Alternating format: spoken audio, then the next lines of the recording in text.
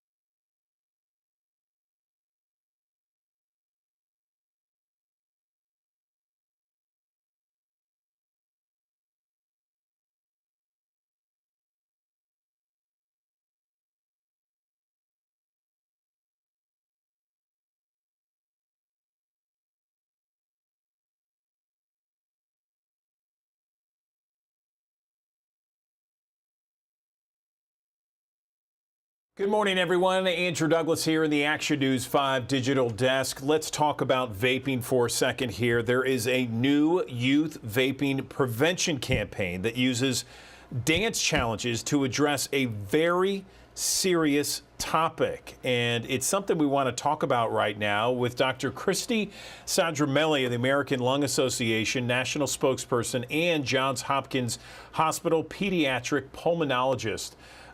Doctor, good morning. How are you? Great. How are you? I'm doing well, thank you. So tell me about this new campaign. We know about the dangers of vaping. What's this new campaign about? Yeah, so this campaign is meant to target parents of middle school and late elementary school students ages 10 to 14, hopefully before their child has either tried vaping or maybe they've tried it, but they're not hooked on it yet. It's a lighthearted commercial for a very serious topic. It's the commercials are pretty cute. It's TikTok themed, and it's universal theme of how do parents relate to kids. And basically the point of it is we want to inspire and educate parents to start to have ongoing and effective conversations around vaping with their young people, and in hopes that we can actually prevent a lot of the addiction and health impacts that we see from vaping as people get into the later middle school and high school years and beyond. It's such an awful situation here in Memphis, Tennessee, in the Mid-South. We see a lot of kids that are dealing with vaping issues, and they are addicted at a very early age. Tell me about some of the reasons why you are targeting middle and high school kids. Is that based upon some of the research that you've seen? Yes, and I will say first, Memphis is very close to my heart. I was born there and spent the first 10 years of my life there. And, I will also let you know that vaping is very common across the country. It's everywhere right now, and I help many people in my practice with it. So, what we're seeing is that it is the most popular way to use nicotine. And, we know that over 2.1 million middle and high school students currently use e-cigarettes. So they cause damage to the lungs, both acutely and chronically over time.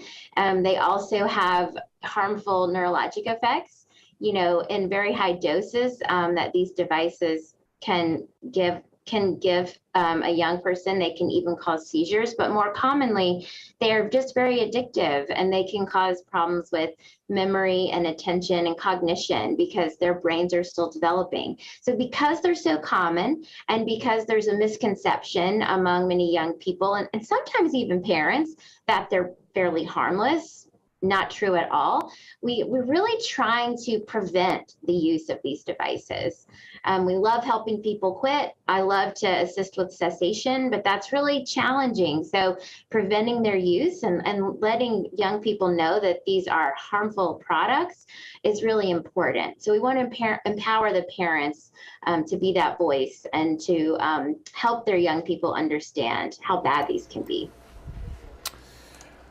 I'm glad I'm talking with a native Memphian here. Appreciate it. You know about some of the situations that we're dealing with here and across the country. I mean, can you break down maybe a little bit about how the pandemic has affected vaping? I mean, before the pandemic, we heard a lot about the dangers of vaping. Has it gotten worse? Has it gotten any better? What are you seeing from your data? Yeah, the short answer is we're not totally sure yet.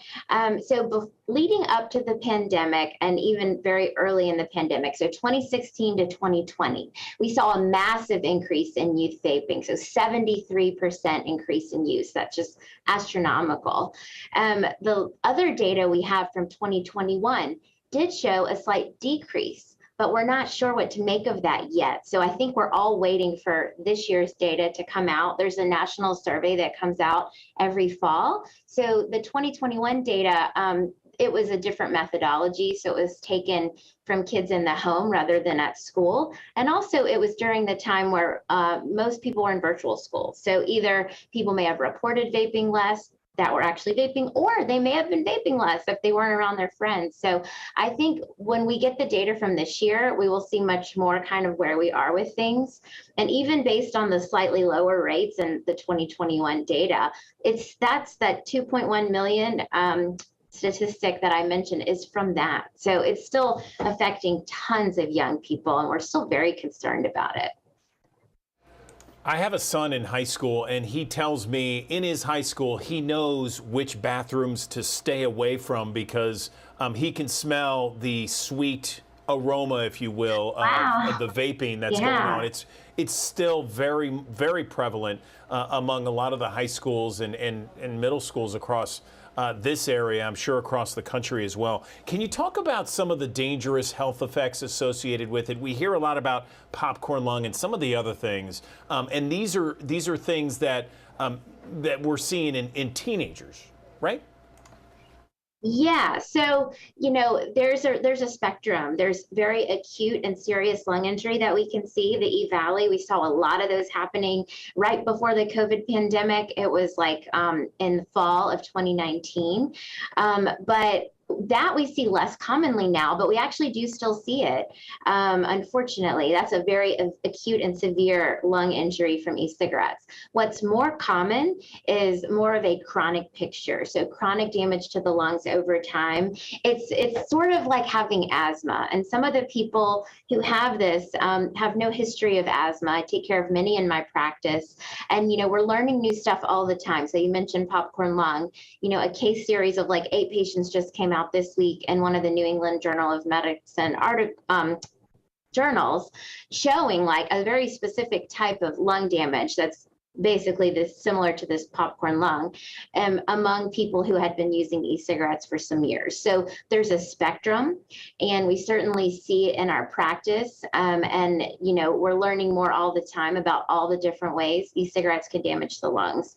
But as a pediatric pulmonologist, I just want people to know they're harmful and they do hurt the lungs. And, that adolescent and preteen lung is still developing and still growing. It hasn't reached its full capacity yet. So it's a really good time to keep it clean and not inhale anything harmful like e-cigarettes. Okay, and so let's talk about some of the signs that parents should look for if they suspect their child is vaping.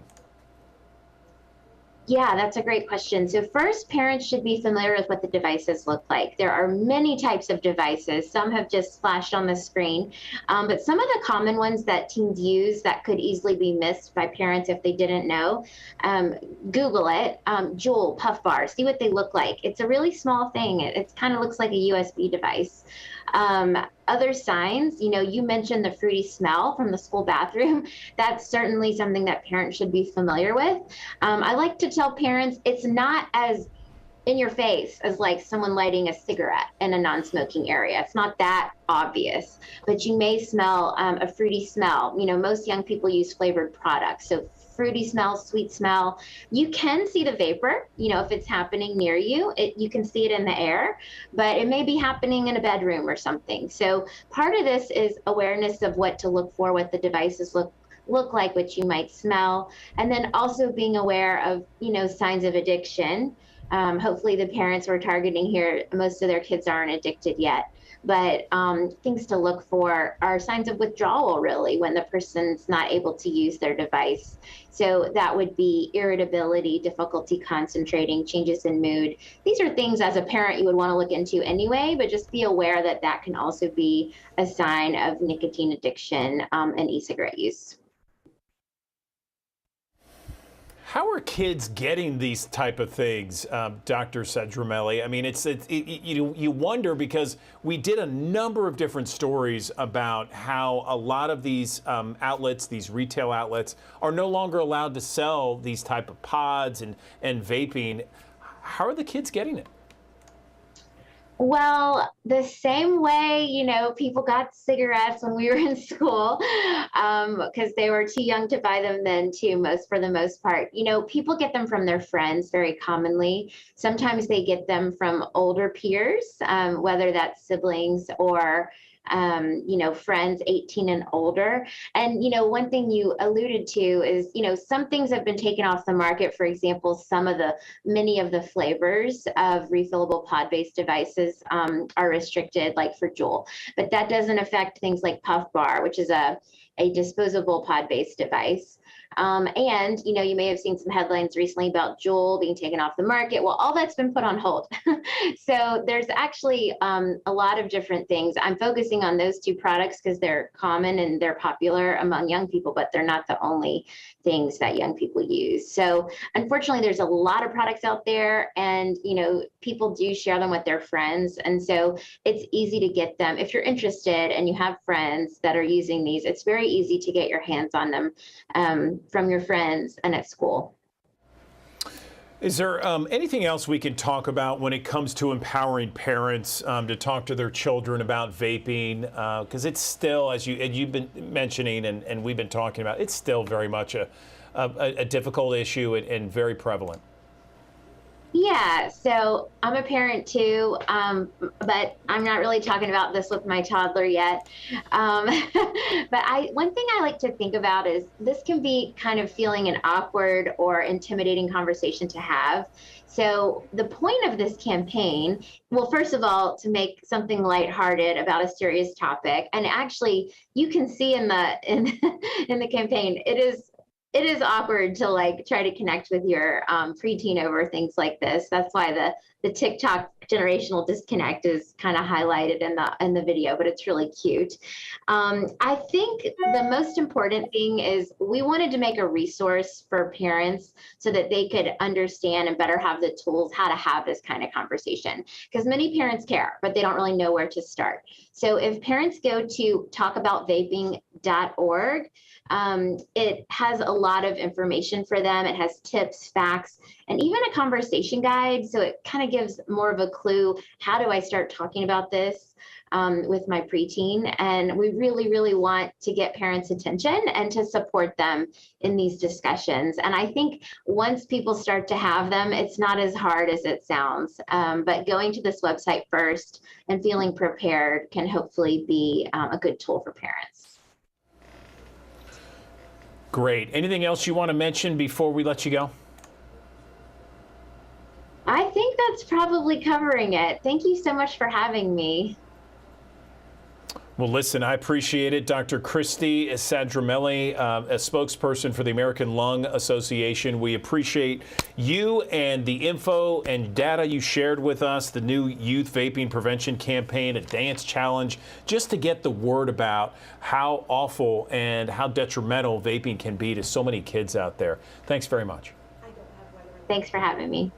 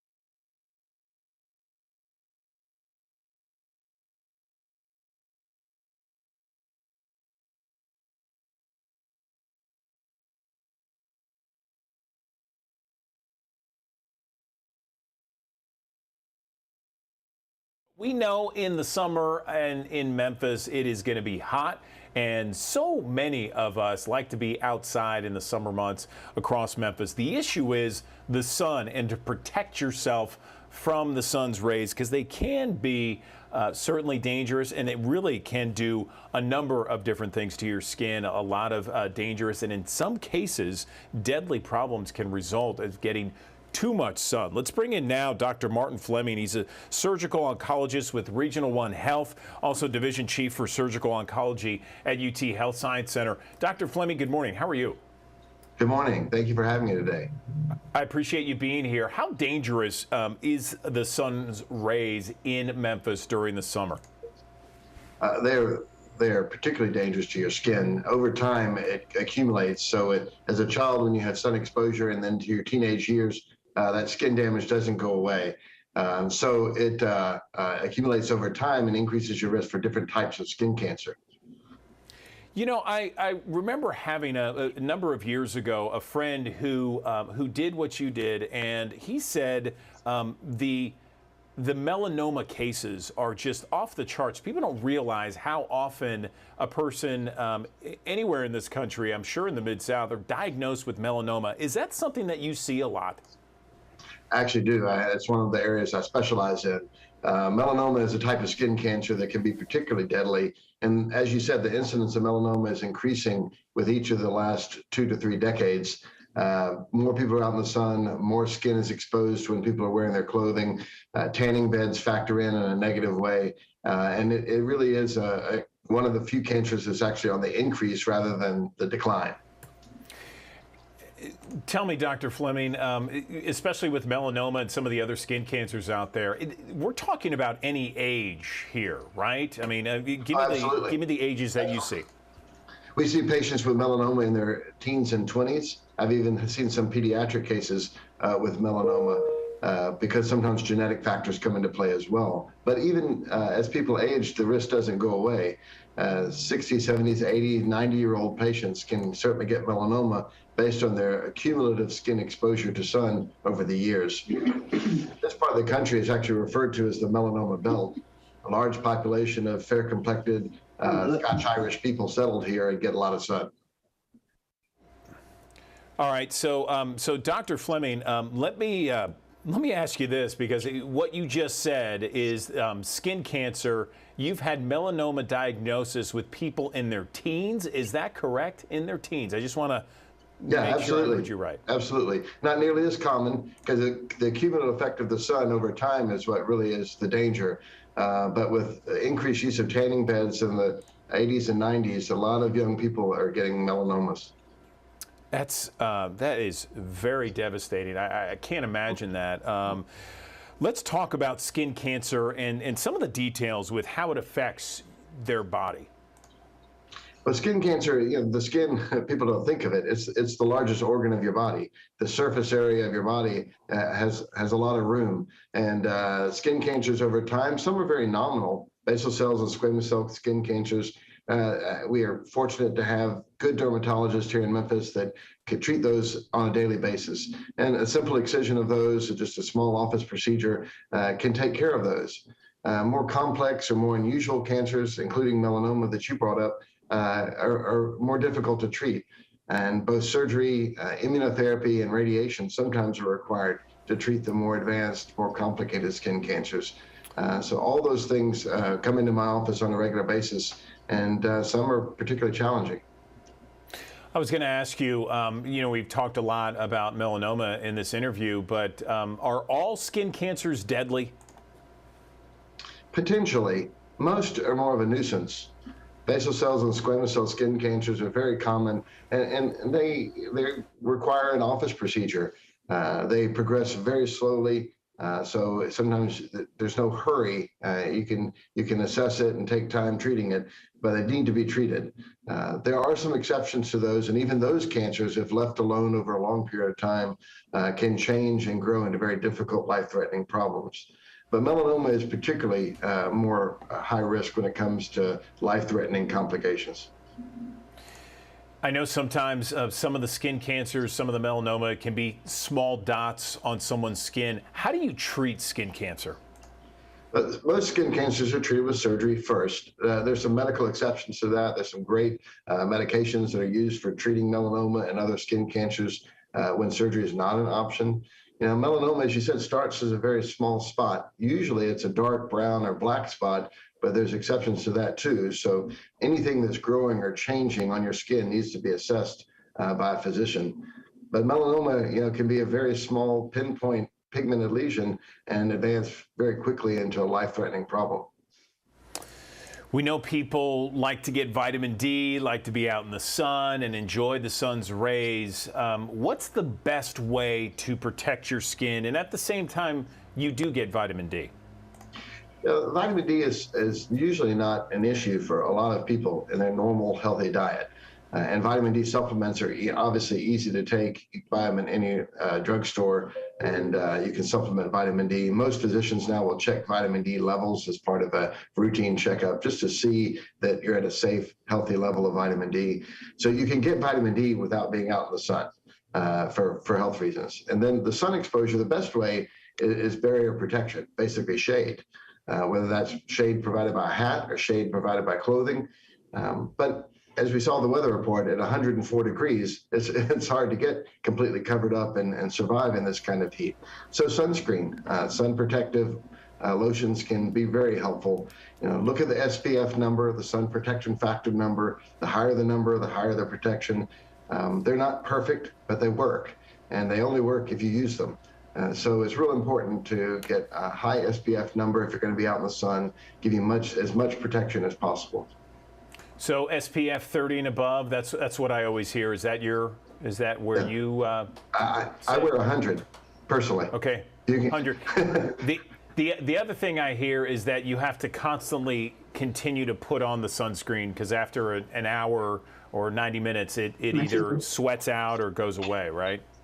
It depends. I mean, the sunscreen is. Many of them are made to stay in the water. There's some developed by swimmers and surfers that are particularly good about staying on when people are swimming. If you're not swimming and you're not sweating and you're just out in the sun, it'll last for hours and hours. But you're right. If you're exertional and you're sweating, it can come off. If you're in the pool or in the ocean, after an hour or two, you need to reapply because it will wash off.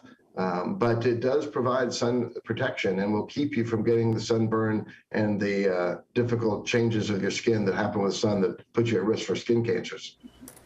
Let's talk about annual exams. Is it something that we should get as adults every year and even in places that necessarily don't see the sun?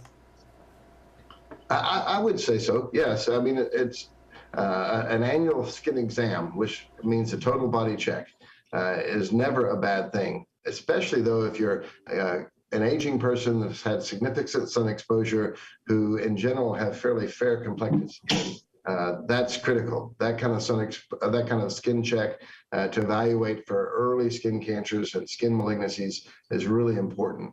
So I would agree. I think you definitely need to do that. Your primary care doctor can do it. If they're not comfortable, do it. We have very talented dermatologists here in Memphis that would be happy to see you and do a total body skin check. What about a time limit? I mean, I know a lot of people, when we had younger kids, we always waited till later in the afternoon to take them outside if we were at, vacationing on the beach instead of doing it from, like 11 to 1. Is there a time limit that you typically tell people to be out in the sun? Well, the time limit depends a little bit on the type of skin you have and if you're wearing sunscreen or, in some sort of shade or block of the sun. But you're right, the intense hours of the sun between 11 and 3 are not the best time to be on the beach. That's when you're going to get the most damaging sun rays. So in the morning is a great time to go.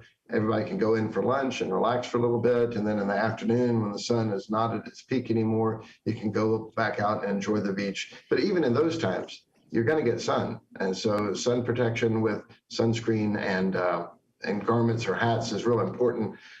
So it doesn't keep you from getting sun, but it certainly reduces the amount of sun if you avoid those really high peak hours. You've been very thorough here, Dr. Fleming. Anything else we can touch on you feel is important that the public should know with regards to skin cancer, melanoma, ways to protect yourself, preventative medicine, that sort of thing? Well, we can't prevent from getting sun exposure, and we can't prevent skin cancers from happening because of sun exposure we had growing up throughout our lives. But early intervention is really important. If you see something that's changing, if you see a blemish or a mole or a freckle that doesn't seem right to you, or that maybe you just hadn't noticed before, that really needs to be evaluated. Melanomas and skin cancers, if found very early, kind of fall into more of a nuisance category than a life-threatening problem. But if left untreated and allowed to progress, they truly can become a life-threatening issue for patients. And I really encourage people to seek evaluation by somebody if they think there's something going on that they can't explain on their skin. Okay, Dr. Martin Fleming, we really appreciate your time this morning. Thanks so very much. It's very informative, and thanks for answering the questions. Sure, happy to come. Thank you. Okay, thank you.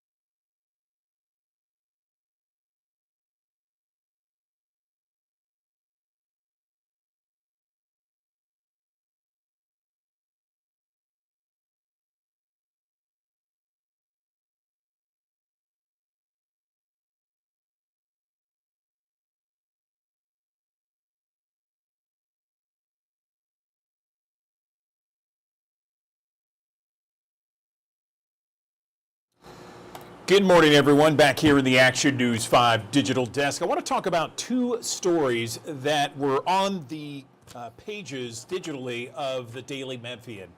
One has to deal with FedEx Forum renovations and the bill clearing key hurdles, and then another one has to deal with the Memphis Police Department and the police chief that could be disposed in Tyree Nichols' lawsuit. Let's bring in the author and the reporter of both of those articles, Sam Hardiman with Daily Memphian. Sam, good morning to you. Appreciate talking to you every other Monday. So looking at the FedEx Forum renovations bill that clears the hurdle at state government in Nashville, I remember you writing something several weeks ago about this very issue, and it feels like to me that progress has been made not only with this bill passing in Nashville, but also it feels like all sides involved negotiated, they came together, and this is going to benefit everyone. Everyone, it seems. Am I wrong with this, or is this pretty accurate? Yeah, I mean, this bill has to still pass both the Senate and the House like fully, but it cleared two key committee hurdles last week, And what this bill would do is it would give hotel motel tax that's currently collected. It would cap the amount of hotel motel tax that can go to Memphis Tourism, the local Convention and Visitors Bureau, and essentially set aside a portion relatively for FedEx Forum's future renovations. And that's what would happen. And so what has come to pass is legislators say, Representative Kevin Vaughn and Senator Brent Taylor have said that Memphis Tourism, city and local government kind of came together a week ago and really like decided on a resolution that they're in agreement that this is the path forward to help fund FedEx Forum renovations and not dilute the money that goes to Memphis Tourism. There's a chance Memphis Tourism may not lose any money in this deal. It just has the amount of money it could receive in the future capped. But it still has to go, through a couple more hurdles, has to pass both bodies generally, which could happen in the coming weeks. It has another committee hearing tomorrow. But definitely, Andrew, to the spirit of your question, which I think was this is moving forward. The FedEx Forum renovations are moving forward, albeit slowly, albeit very granularly, but yes, they're moving forward. And there's no one from your vantage point that's really opposed to this formula, is it? Are there? I think I don't know enough to answer that question. I think that what we've been told is Memphis Tourism is okay with this. But it's certainly possible that them or the Tennessee, hoteliers, their hotel and lodging association may not love this. And may not love this sort of cap being put on future hotel motel tax revenues to go to tourism promotion and not love having this revenue diverted towards FedEx Forum. There's still that possibility, but no one has openly opposed it quite yet in its current form. Okay, we'll have to be watching that in Nashville along with you and see how things move forward, perhaps clearing more hurdles in the coming weeks. The other article is about Memphis Police Chief C.J. Davis and perhaps other top brass at Memphis Police Department could be disposed in this Tyree Nichols lawsuit. Is this the one? Can you fill us in on this? Is this the one that the city of Memphis is facing civil rights, right? Yes, it is the civil lawsuit that the city of Memphis is facing from Nichols' family and estate, from his mother, and she's also the executor of his estate in this case. And yeah, essentially, her attorneys, Antonio Romanucci and Javier Rodriguez, last week filed a motion to essentially expand the amount of people that could be deposed. It could be capped at 35, but instead they would like to depose more, and they would like to depose people for longer periods of time. The city is opposing that. There was supposed to be a hearing on that Wednesday, but it's been rescheduled to a week from today at 2:30. And so the real news of the filing last week is, as part of civil litigation, each party, the plaintiff in this case, has to say, hey, here's who I would want to depose, and here's what broadly I'm going to be asking them about.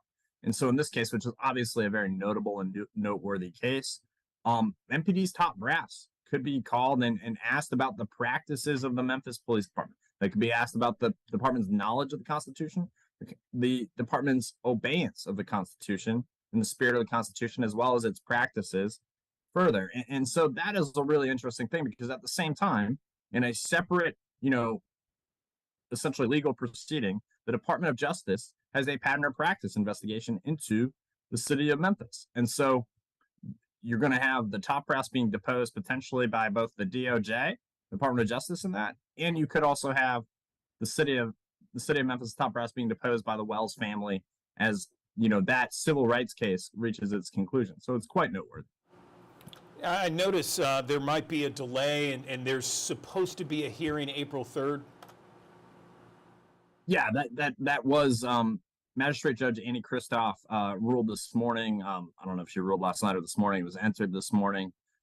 That essentially said that hearing will be delayed for a week. They were going to have a hearing on the motion to have more than 35 depositions on Wednesday. And instead it'll be rolled to next Monday. Okay, all right. Keeping us up to date, Sam Hardiman. Anything else before we let you go? No, hope everyone enjoyed the beautiful weather this weekend. I just did order a ring light, so the half and half yin and yang face is going to go away, I hope. And yeah, great to see you, Andrew. Thank you very much, Sam Hardiman. You know, you are a man of the people, and we appreciate you coming on the Digital Desk each and every time you do. Great work as always. We appreciate it. We'll be following these stories among other stories that you report. Thanks so very much.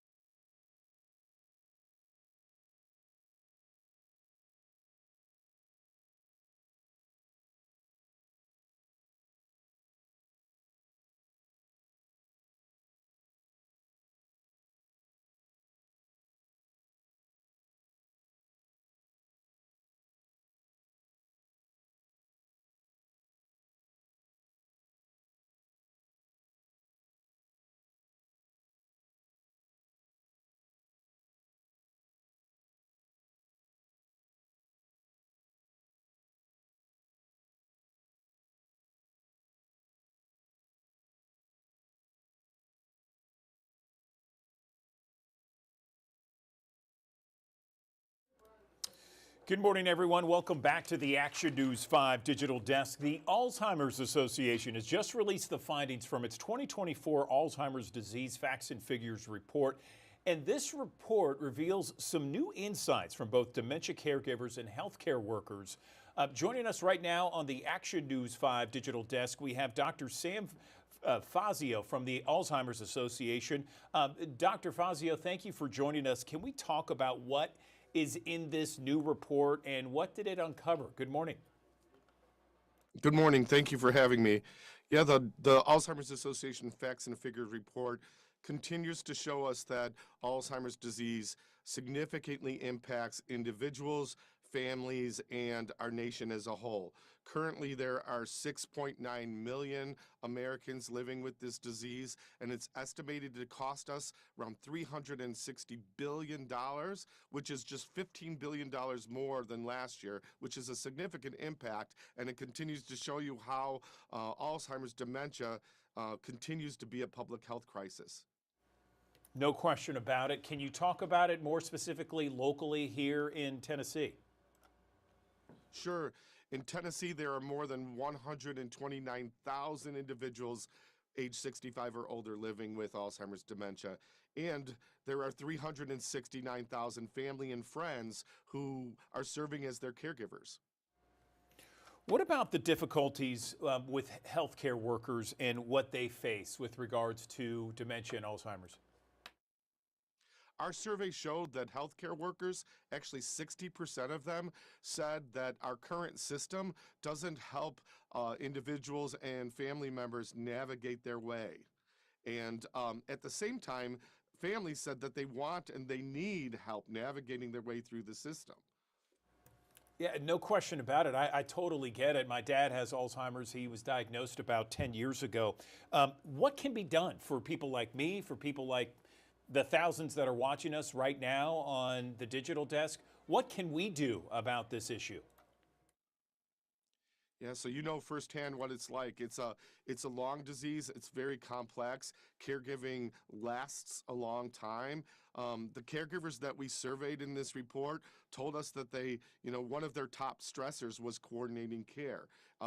They also were stressed out about, how to find help, how to take a break, and really just how to get information about the disease. So I think some of the things that can be done is really looking at how we could advocate for navigation type systems within healthcare that help families understand the disease primarily, right? But then also help them find their way and, make doctor's appointments or learn more about the disease or find help taking a break.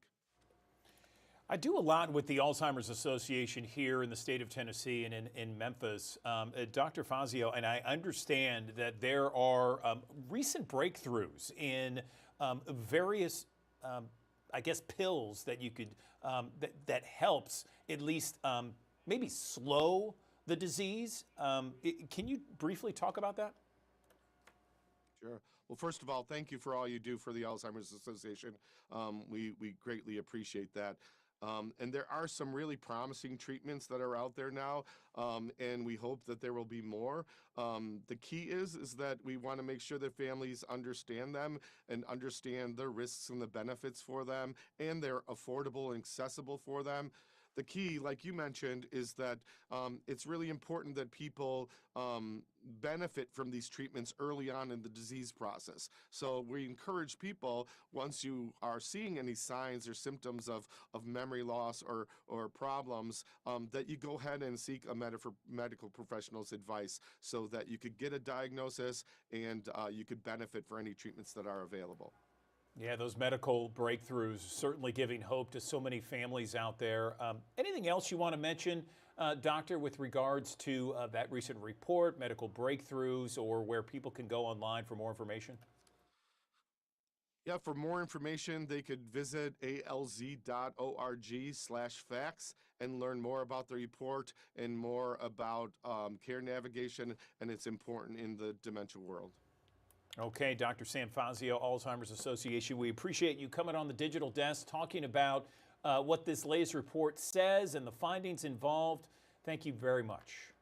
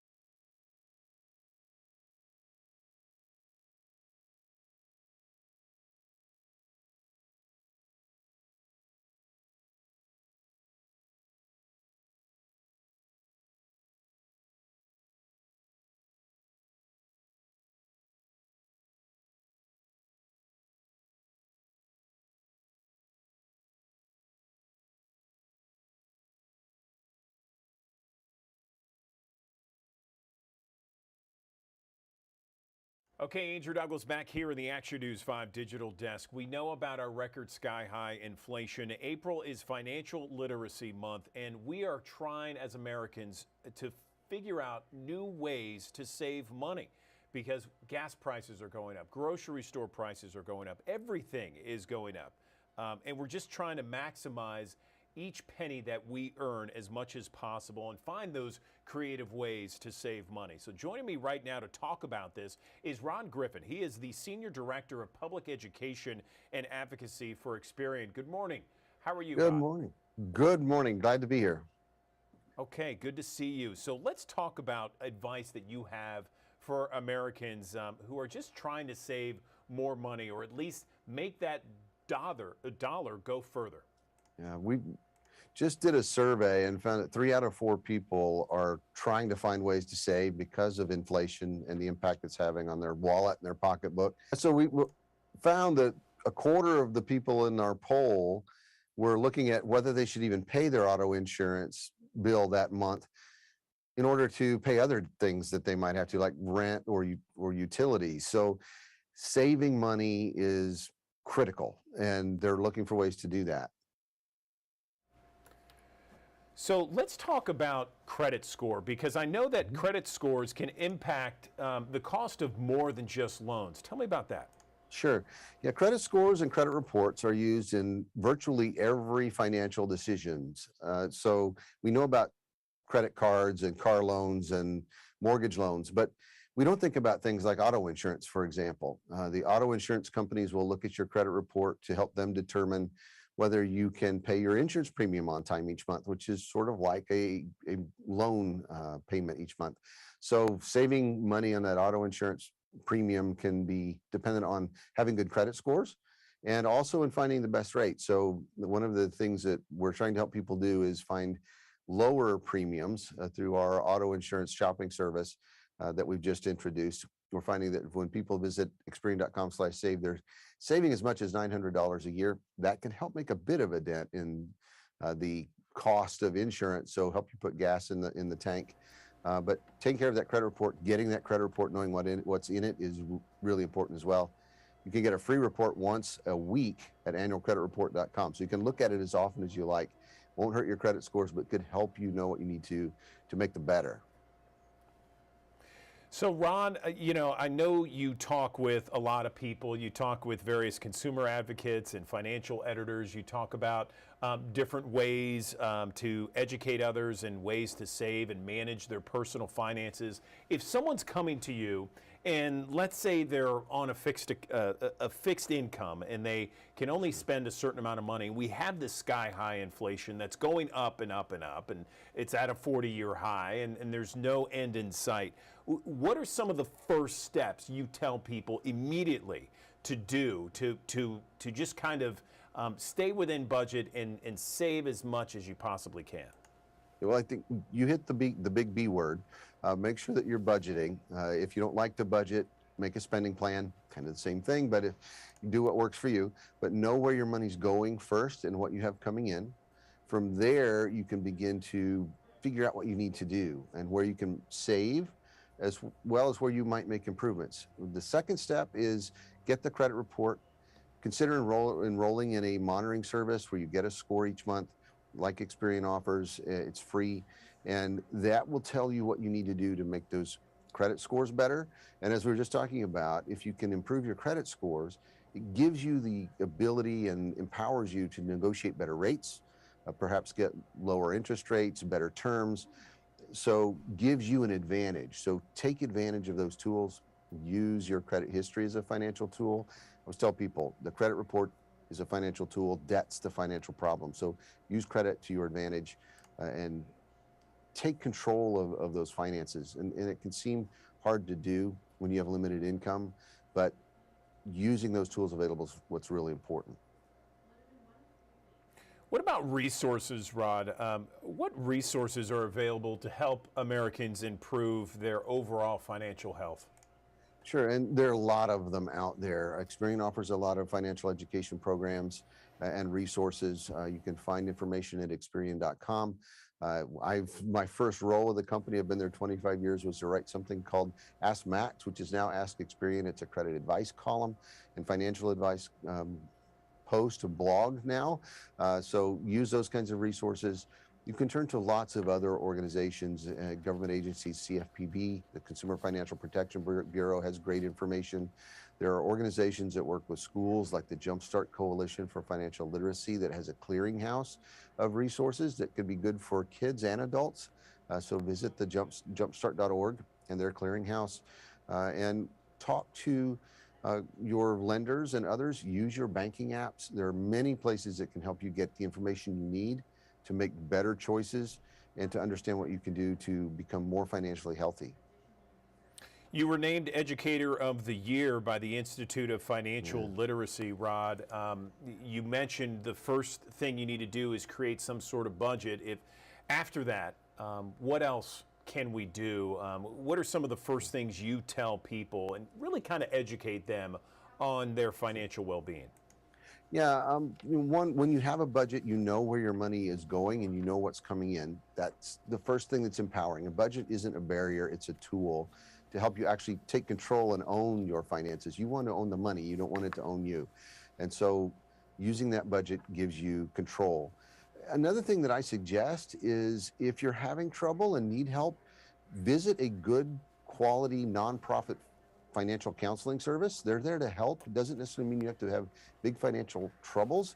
They can work with you to make better decisions, understand how the money you have works, identify options for repayment. The NFCC, the National Foundation for Credit Counseling, is a great place to start, nfcc.org. They can help you really look at your overall financial picture and determine what is best for you and the best approach. When it comes to paying down credit card debt, that's really the number one thing that you can do to help your credit scores the fastest. There are ways to approach that. There's some call it the avalanche method. Some use a snowball method. I don't know why snow in wintertime is the analogy, but one is take the highest interest rate card you have, start to pay it off. The math says that will save you the most money in the long term. My concern with that is it can seem like you're not making much progress. It can take a long time and you might get discouraged and give up. We don't want that to happen. So the alternative is maybe take a credit card where you have a low balance, pay it off, and when you pay that card off, it gives you a sense of accomplishment. Also gives you a bit more you can put toward the next card, and then pay it down as well. Paying down your credit cards is going to help your credit scores. It's going to reduce your debt. It's going to reduce your financial stress. So a really important place to start, and the thing that most affects scores the fastest for people. So do what works for you is the thing that's most important. You have to stay motivated. You have to stay focused and have to stay engaged. If you get discouraged using what the math says will work, if you give up, it's not going to accomplish what you need it to. Well, Ron Griffin, we appreciate it. Very informative. You are the experienced Senior Director of Public Education and Advocacy. Thanks so very much. Appreciate the time. Great. Thank you.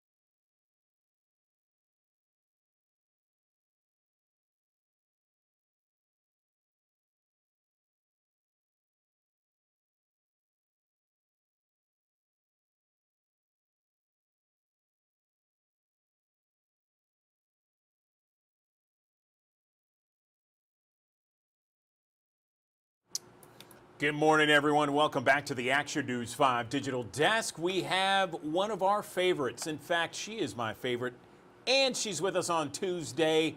We got Talisa Franklin on the Action News 5 Digital Desk talking about all the great things happening in Memphis and the Mid-South. How are you this morning, Talisa?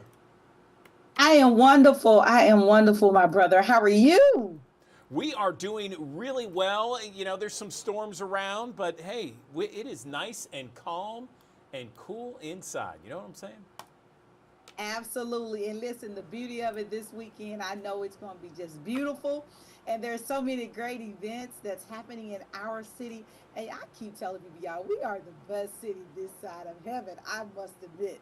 So this weekend, Andrew, as you know, in Memphis, everybody in the Bluff City, Memphis know, it's always, I call a sea of pink in our city because it's all about breast cancer awareness, and especially in the African American culture. And so this Friday, for me, it kicks it off, is the Pretty in Pink, the Pink Gown Gala, a breast cancer survivors celebration, y'all. It's happening on April 5th at the Holiday Inn and Suites Hotel. Listen, this event will have great entertainment by the one and the only Chick Rogers. The guest speakers, we all love her, is Vanessa Knowles of the Brown Singers, Lady Kim Murray of ATOP, and most of all, we are supporting a great organization. I also want to shout out to the leader of this amazing event, Mrs. Deborah, that is always doing amazing things. But listen, I invite you, if you are a survivor, or you want to support a survivor, listen, this Pink Gown Gala, pull out that pink gown. You know, we all keep one in the closet, right? Pull out that pink gown and meet us at the Pink Gown Gala on this Friday night. And so listen, it's a pink carpet affair, so let's make sure we get there. And then on Saturday, there are so many great community events that's happening in our city. And one of them that I love is the MLK Family Fun Day. Ooh, who don't like some good old fun? MLK Family Fun Day is happening this Saturday, y'all, at the Ed Rice Community Center from 10 a.m. to 2 p.m. Listen, Regina Dow and her team of Tennessee Seal put on an amazing community event. Everything is absolutely free, so you can get vaccinated because, you know, our babies got to go back to school. Are they going to get out of school and go back to school? Let's go ahead and get vaccinated even for the summer. Listen, you can have the game truck gonna be there. Lola Bees, and who don't love Lola Bees? Angie Ellis just had the best snow cones this side of heaven, I must say.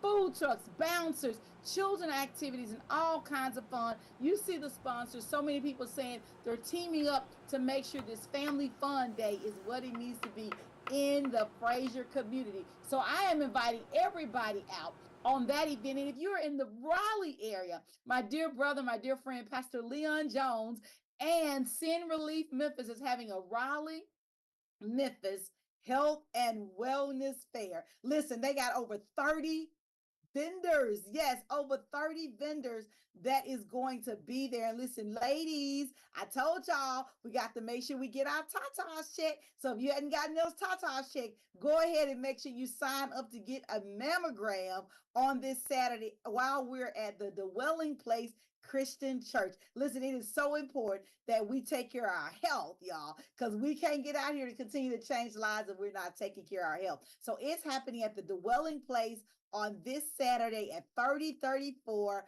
Old Austin P. And so listen, there's a lot of events going on this weekend, and that just tells you that Memphis, Bluff City, we're all working together to do a better city, a better community, so we can continue to build our people. So y'all, it's going to be great this weekend. I'm already excited, Andrew, of all the great things that's going to happen. Oh, I know. And you always highlight the positivity, which is so needed right now, certainly here in the Mid-South and across the country. Talisa, thank you so much. Thank you so much, my brother. Have a good one. You do the same. Thank you. Want to show you this. This is a live picture from our High Five camera in downtown Memphis, where it is pouring out there at 8:03, 73 degrees. I want to take, just for a brief moment or two, meteorologist Patrick Ellis, who is on our channel WMC TV5, talking about the severe thunderstorm that is currently underway here in Midtown Memphis. Let's take a listen. So I wouldn't be surprised if they hold this warning that it would be extended to cover the other sections that I'm calling out here.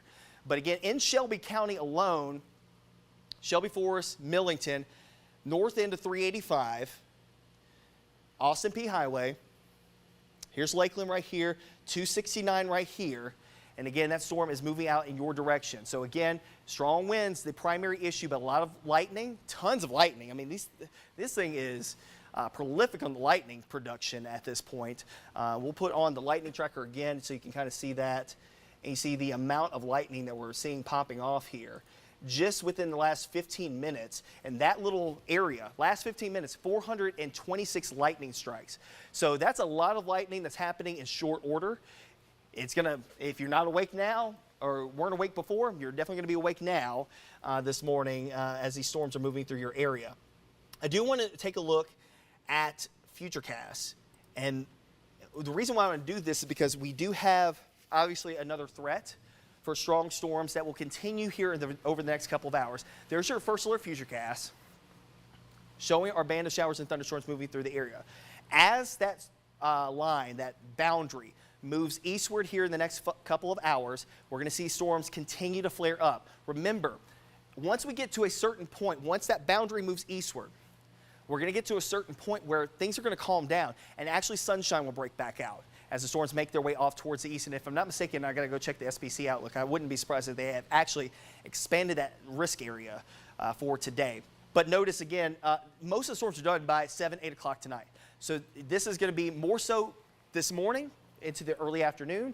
Some sunshine on the way by the afternoon hours as the storm system makes its way off towards the east. Okay, we're going to take a short break here. We will come back to meteorologist Patrick Ellis in just a little bit, but want to take a break. We'll be back in 60 seconds.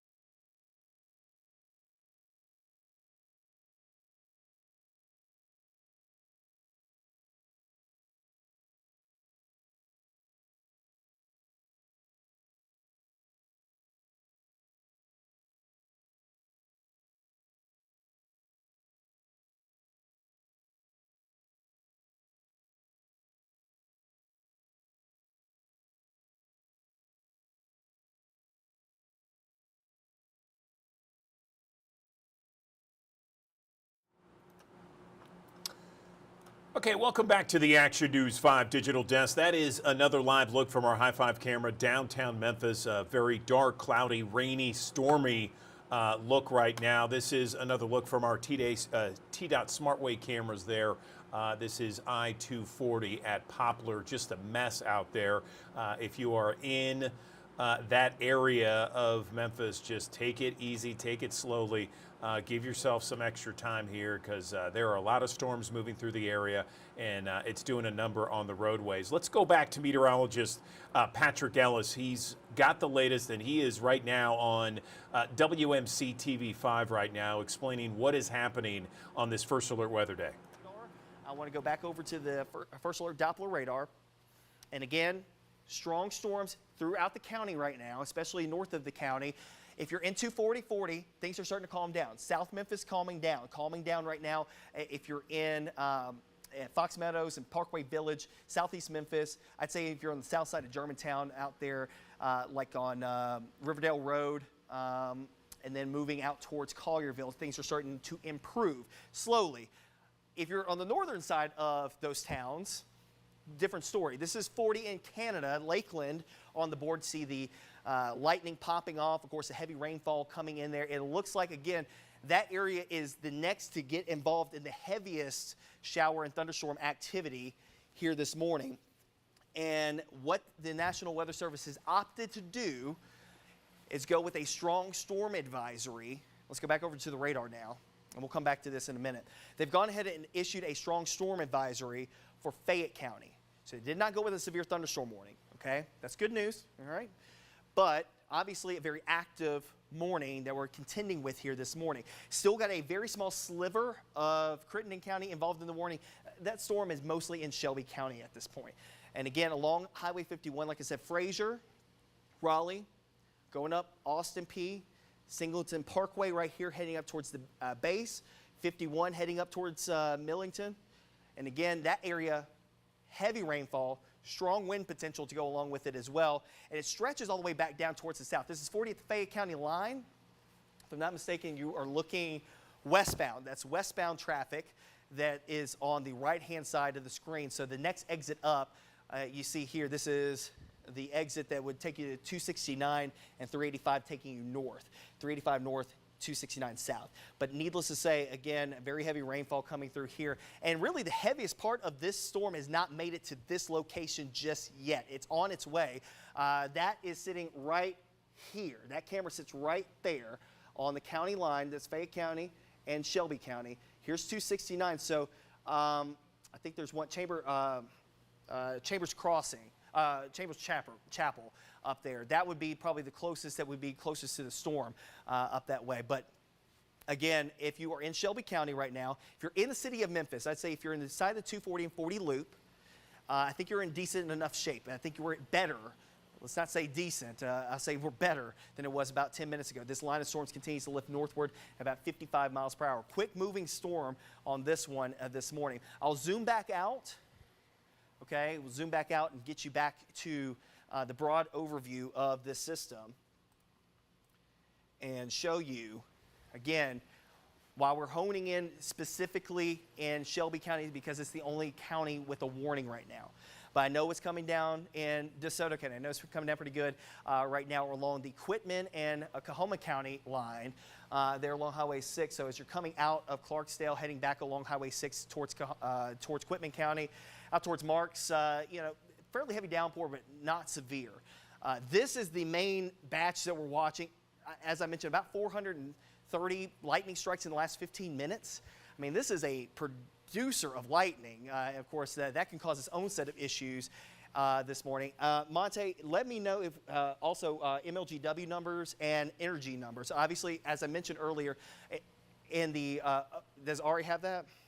Yep, I got it. All right, so we've got Ariana Poindexter here as well. We'll come back over to the radar in just a second to kind of round this out, but still a severe thunderstorm warning technically until 8:15 this morning for Shelby County for the storm that's lifting northward. All right, Patrick, thank you. Yeah, I want to give you guys an update on those outage numbers that we were talking about, Patrick, because as you know, when the severe weather But of course, All right, there are the numbers there. Only 1,700 customers affected as a result of these storms. We're going to continue to follow it here. We're going to take a short break, back in 60 seconds with more coverage of not only the severe thunderstorm that's in our area right now, but also other news here on the Action News 5 digital desk. Again, a live look from our High 5 camera downtown Memphis, where it is certainly coming down pretty hard, pretty severely. We're back in 1 minute.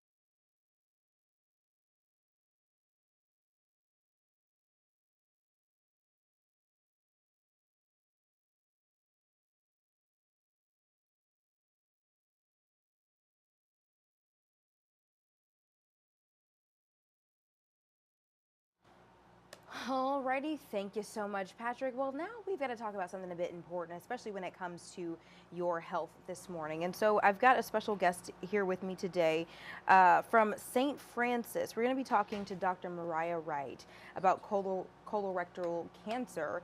And so she's joining us now right here on the digital desk. And so, sorry, we're getting some things squared away here this morning. Dr. Wright, thank you so much for joining us. How are you doing today? I'm great. How are you? Doing well, doing very well. So let's talk about it. What are some of the risk factors when it comes to this type of cancer? So, colon cancer comes from kind of a variety of issues. One of the things that we think about the most at this point for people who don't have a family history is that it's related to a lot of dietary changes. A low fiber diet and a high fat diet are both associated with an increased risk for colon cancer.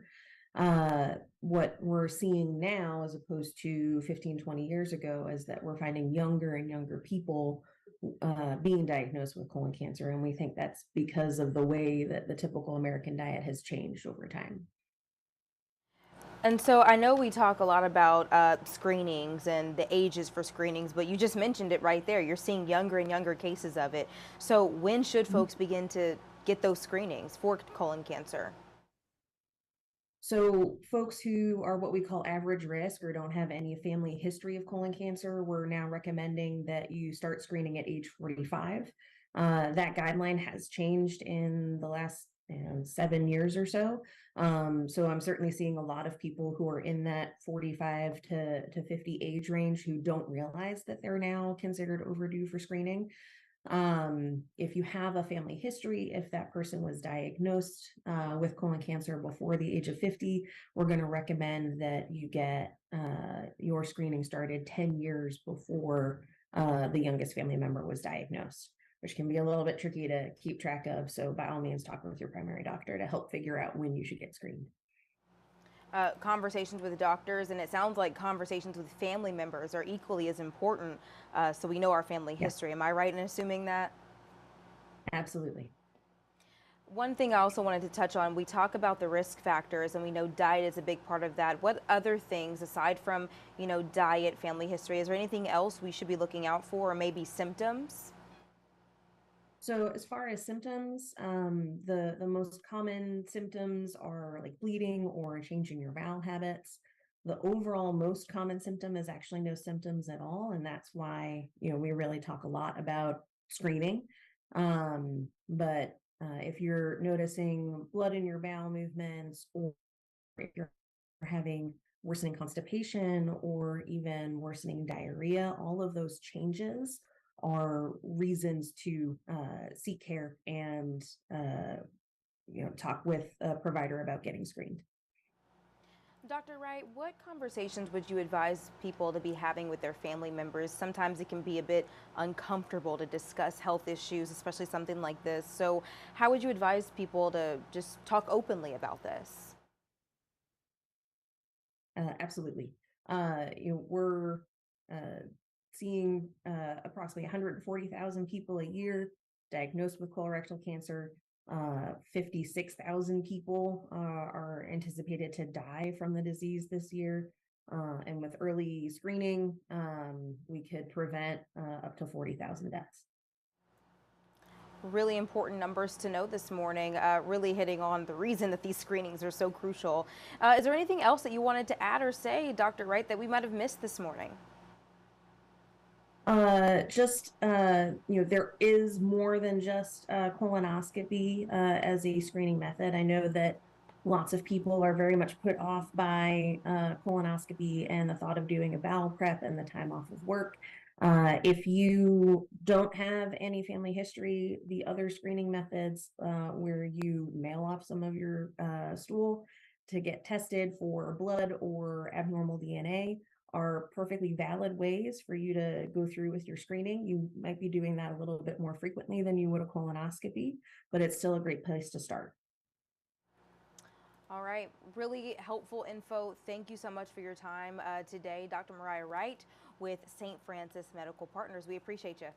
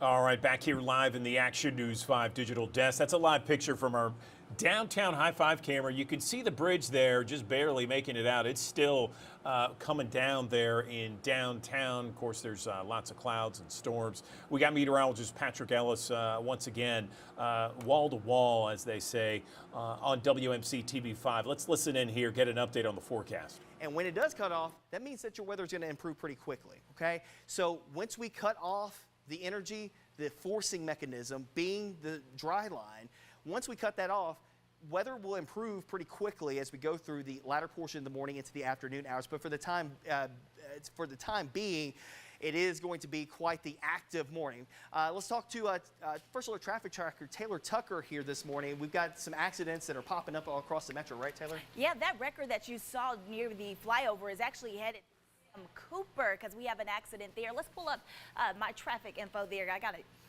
all placed out for you. Can we pull that up for us, guys? We got an accident at Sam Cooper at Perkins, so those of you traveling in that direction, but also Walnut Grove at Humphreys. We're following an accident in that area. So again, Sam Cooper at Perkins and Walnut Grove at Humphreys. Let's hop on the interstate system this morning because it's busy, but the good news, I'm not seeing any reports of any accidents, just that slow moving traffic. And most of the traffic that you're going to see is for those of you trying to get on 240 near Walnut Grove. So there we go. Let's see. There we go. We got our mapping system up now. So take a look at this. Yellow and red. Got red on 385. Those of you traveling in the westbound direction from Riverdale all the way up to 240. That's the back end of the traffic that we're seeing for those of you traveling from 240 at Walnut Grove, and you can see it extending just past the, I believe, Quince overpass as well. That's due to construction that roadwork project that we have going on there. In addition to that, early morning crowd and slow moving traffic because of those wet conditions there. So not only in the eastbound direction going near the flyover, but those of you coming from the flyover from Sycamore View, making your way near that 240 ramp, you're going to run into some slow moving traffic there because it's crowded. And as you're making your way onto Walnut Grove in that westbound direction, you will also run into a crowd. I want to move around and show you where I'm seeing some red. Those of you traveling on I-55 from 269 all the way up to Horn Lake in that northbound direction, traffic, it's a slow go of things in that area as well. We showed you some traffic cameras where you could see that crowd moving slowly. Earlier this morning, maybe about 15 minutes ago, we were following an accident in Clarkdale. Those of you in Arkansas this morning traveling in the northbound direction, so not trying to go down in the southbound direction. The good news here, we are clearing out. So I can't give you the all clear just yet because we still have some lingering delays. That's that yellow that you see, but something you want to be mindful of this morning. So I'm going to move out the way. I want to remind you of those accidents that I'm following this morning. Sam Cooper at Perkins, Walnut Grove at Humphreys. On the interstate system this morning, we are crowded, moving slowly but surely. Patrick. Good morning. Welcome back to the Action. Good morning. Welcome back to the Action News 5 Digital Desk. I'm Andrew Douglas. Make-A-Wish grants wishes that can lead to improved medical outcomes. And they wouldn't be possible without the support of thousands of wish makers taking action behind the scenes. Today, Make-A-Wish is announcing a big goal to recruit 1 million to become wish makers. We are pleased right now on the Action News 5 Digital Desk to be joined by Leslie Motter, President and CEO of Make-A-Wish America, and WWE superstar, the American Nightmare, Cody Rhodes, joining us on the digital desk. Thank you so much for joining us, both of you. Good morning. Leslie, first over to you. What is a wish maker and why are they so important to Make-A-Wish? Absolutely. A wish maker is any individual that gets involved with Make-A-Wish to enable wishes for our children. We all know the transformative power of a wish. They are absolutely life-changing. So all of those involved are wish makers. It's the everyday folks that volunteer, it's our individual donors, it's our superstars, our celebrities, doctors, nurses, corporate partners, and so much more. It really does take a village to grant a wish, and that's what a wish maker is.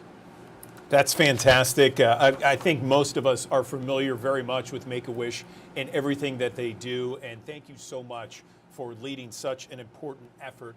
Cody, over to you. Why do you choose Make-A-Wish and grant wishes and be involved with this organization? I'm familiar with probably some reasons why, but I'd like to hear it from you. Well, WWE really has had this wonderful, long-standing relationship with Make-A-Wish. It's 40 years, over 6,000 wishes have been granted. I feel when I got into the pro wrestling and sports entertainment game, you're thinking about the matches and the promos, and you're thinking about what you're going to be doing out there on that show that night. It doesn't really hit you that that's going to affect somebody, and then that effect they might wish to meet you, to have that experience with their family and have that time.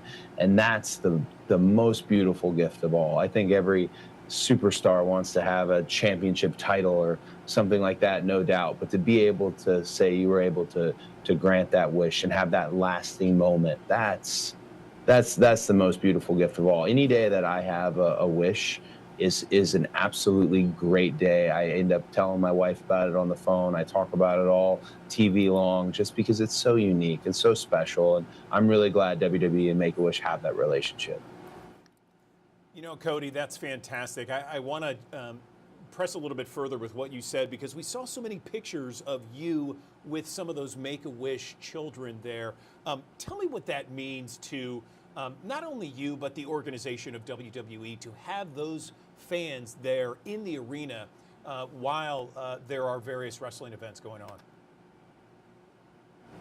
Well, I think in terms of what it means is it's such a high honor, but also it's a fairly large responsibility that we as superstars or WWE wrestlers, however we're referred, that we live up to what they've seen and their expectations.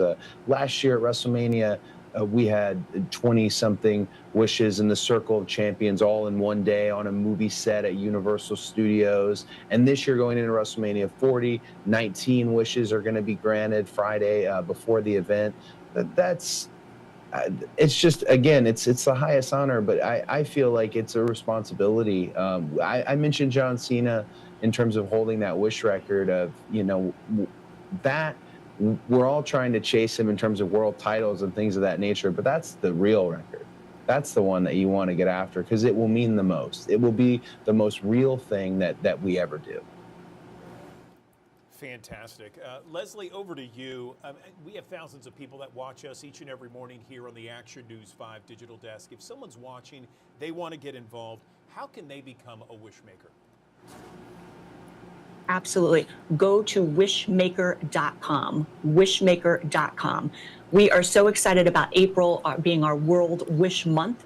We have a very ambitious goal. We want to recruit over 1 million wish makers to join us in making wishes come true for some very deserving children. There are so many ways to get involved. We encourage everyone to go to wishmaker.org.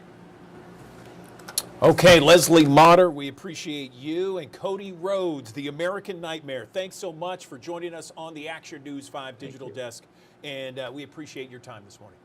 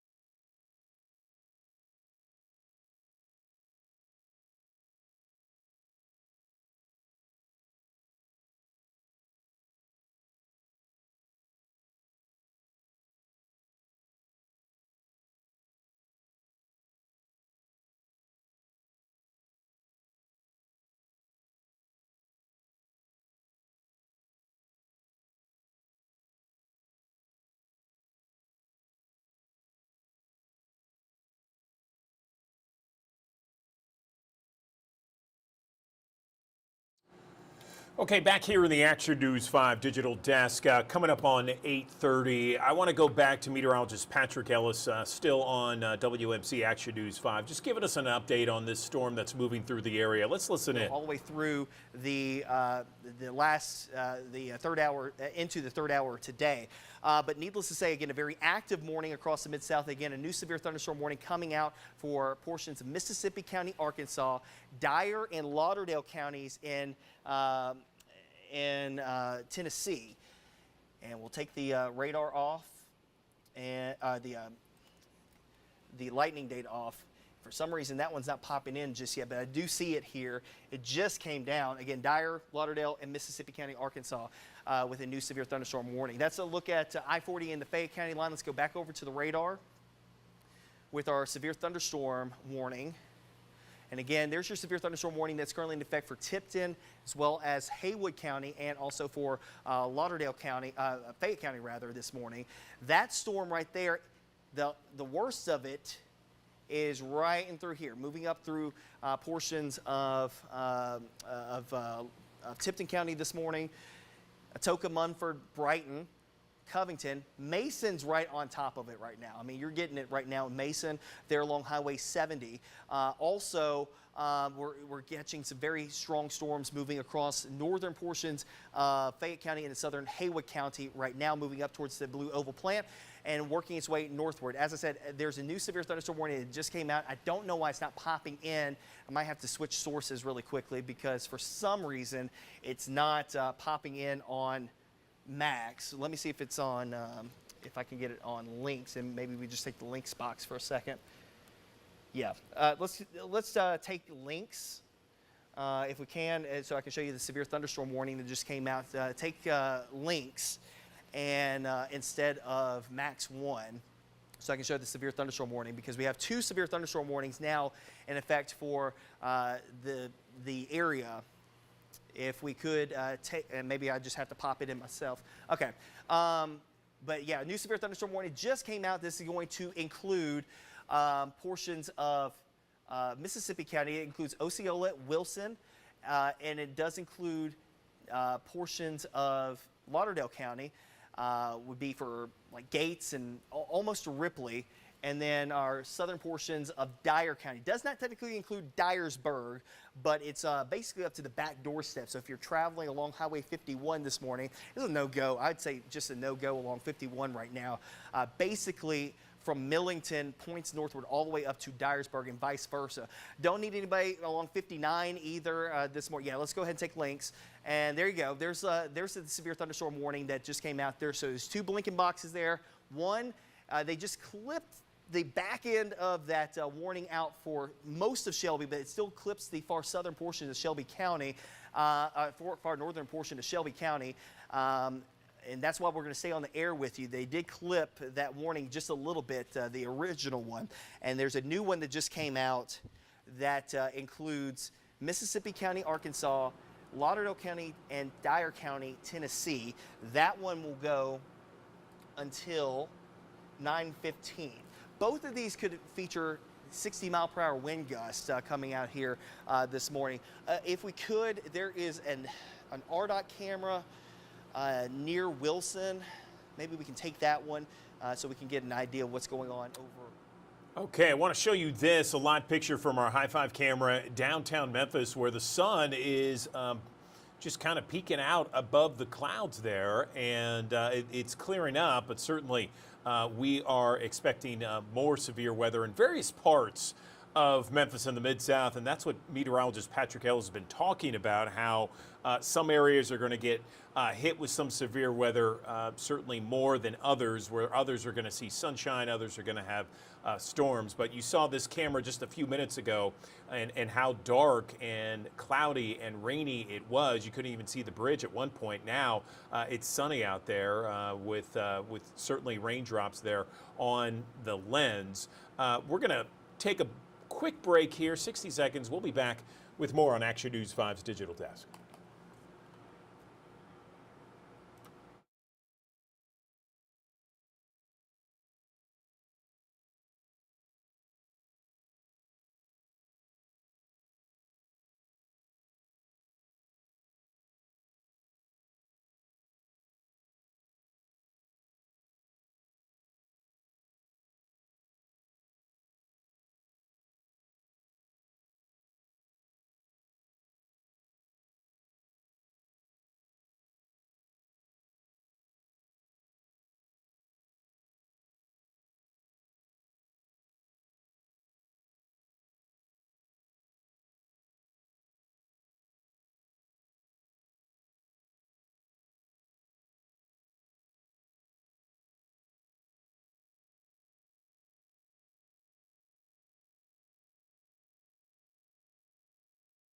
Andrew Douglas back here in the Action News 5 Digital Desk. Asking for a raise from your boss, that is an intimidating idea, and certainly people are scared to do it. They don't want to do it. They feel shy about doing it. Well, let's talk more about this because we mentioned it earlier this morning. We are now joined live by the Vice President of Recruiter.com, Angela Copeland. Appreciate you joining us, Angela, and how are you? Thanks for having me. It's great to be here. Yeah, we appreciate it very much. And so, you know, the asking for that raise this time of year, it certainly can be intimidating for people. So let's get your best expert approach on how to approach that topic with your boss.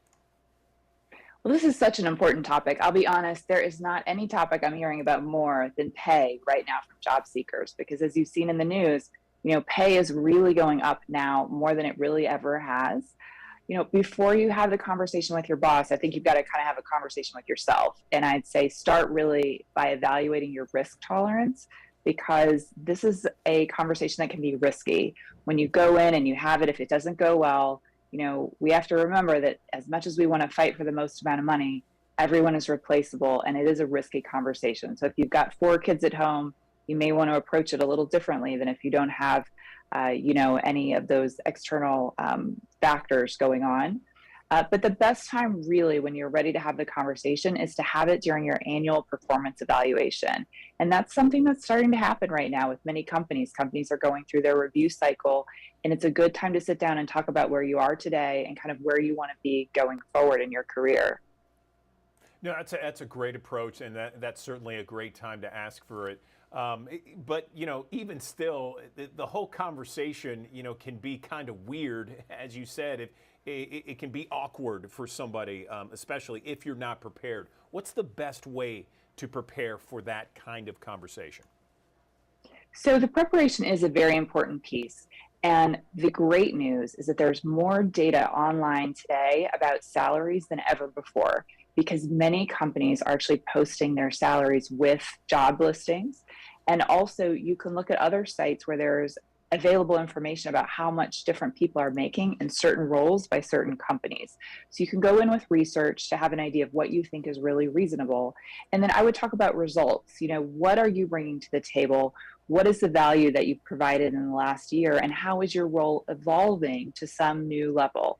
You don't want to go in and say, I'd just like some extra money, because of course everybody would like some extra money, but you've got to show business-wise why it makes sense. And the other thing is, I'd really brace yourself, because oftentimes companies are not incentivized to give big raises. Like if you're thinking you want a 20% or a 30% raise, your current company is not incentivized to give that raise to you. The company that will likely give you a big raise is a different company. So you've got to keep in mind that if you're truly set on making more money, you may have to look outside the walls of your current company. I like that idea. I like that approach: research, results, and the evolution of what you're doing for the company. Great approach there. What about timing wise? Because a lot of times, if someone says, well, I haven't been there long enough, I don't know if it's the right time to ask for it. Is there a certain amount of time that you should ask for a raise? You ask a great question, because if I've just hired someone, right, and they come straight to me and they want more money, that sort of feels a little disingenuous. Like they've agreed to a certain rate and now they want more, and they haven't even really been there long enough to do what we've agreed to. But at the same time, I'm really seeing companies that are stepping up and giving employees raises today who've only been around for a few months, simply because there is so much turnover going on right now.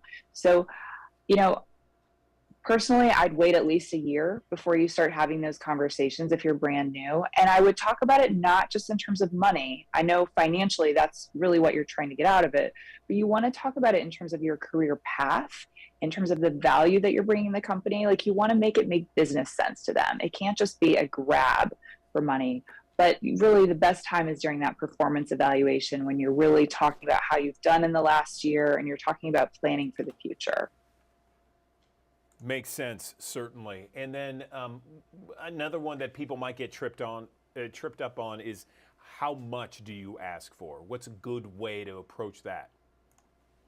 It's a good question. Sometimes you can get the company to actually give you a number. If you talk about, directionally how you want to, that you want to grow in the company, sometimes they'll have a number they're thinking of. But alternatively, look online and see what's fair in your industry, at your company, in your particular role, because you may find that, a few $1,000s will get you there. You may find that, it's a huge chunk of money. And I wouldn't say there's a certain percentage, but you want to go out and do your research on what really is the market rate. But keep in mind, again, if you're asking for, let's say, more than 10% at the very most, I think that's a tough ask for any company. Even if what you're saying makes sense, even if it's the market value, like even if all the things make a lot of sense, if you go in and say, I want 50% more money to stay here, I think there is a good chance your boss is going to say, I'm sorry, we just can't do that. So you really want to reflect. And if you are looking for that kind of a big raise, you may just have to look somewhere else. And the good news is this is a great time to be looking. There are so many companies hiring, and they are paying more than they were in the past. So if you want to truly make a difference in your pay, switching companies is often the very best way to go. I love that. I love that. More options out there for the employee, for sure. So what about after you make this request? Let's say you get the gumption, you do it, you don't make it awkward, and they still say no. what then? Well, it's a good question because this is the thing. It gives you information. If they come back and say, no, we can't do it, it gives you the information you need, right? Like either the company cannot afford to pay their employees more, maybe the company is not in a good place, or maybe they don't value you the way that you feel they should, or maybe your manager just doesn't have a backbone. Like it could be any of those things, but you get this information by having the conversation, and then you have to make a decision. Are you comfortable to continue to stay and to continue to work at that same rate? Or do you want to look somewhere else and see if somebody else would be willing to pay you more?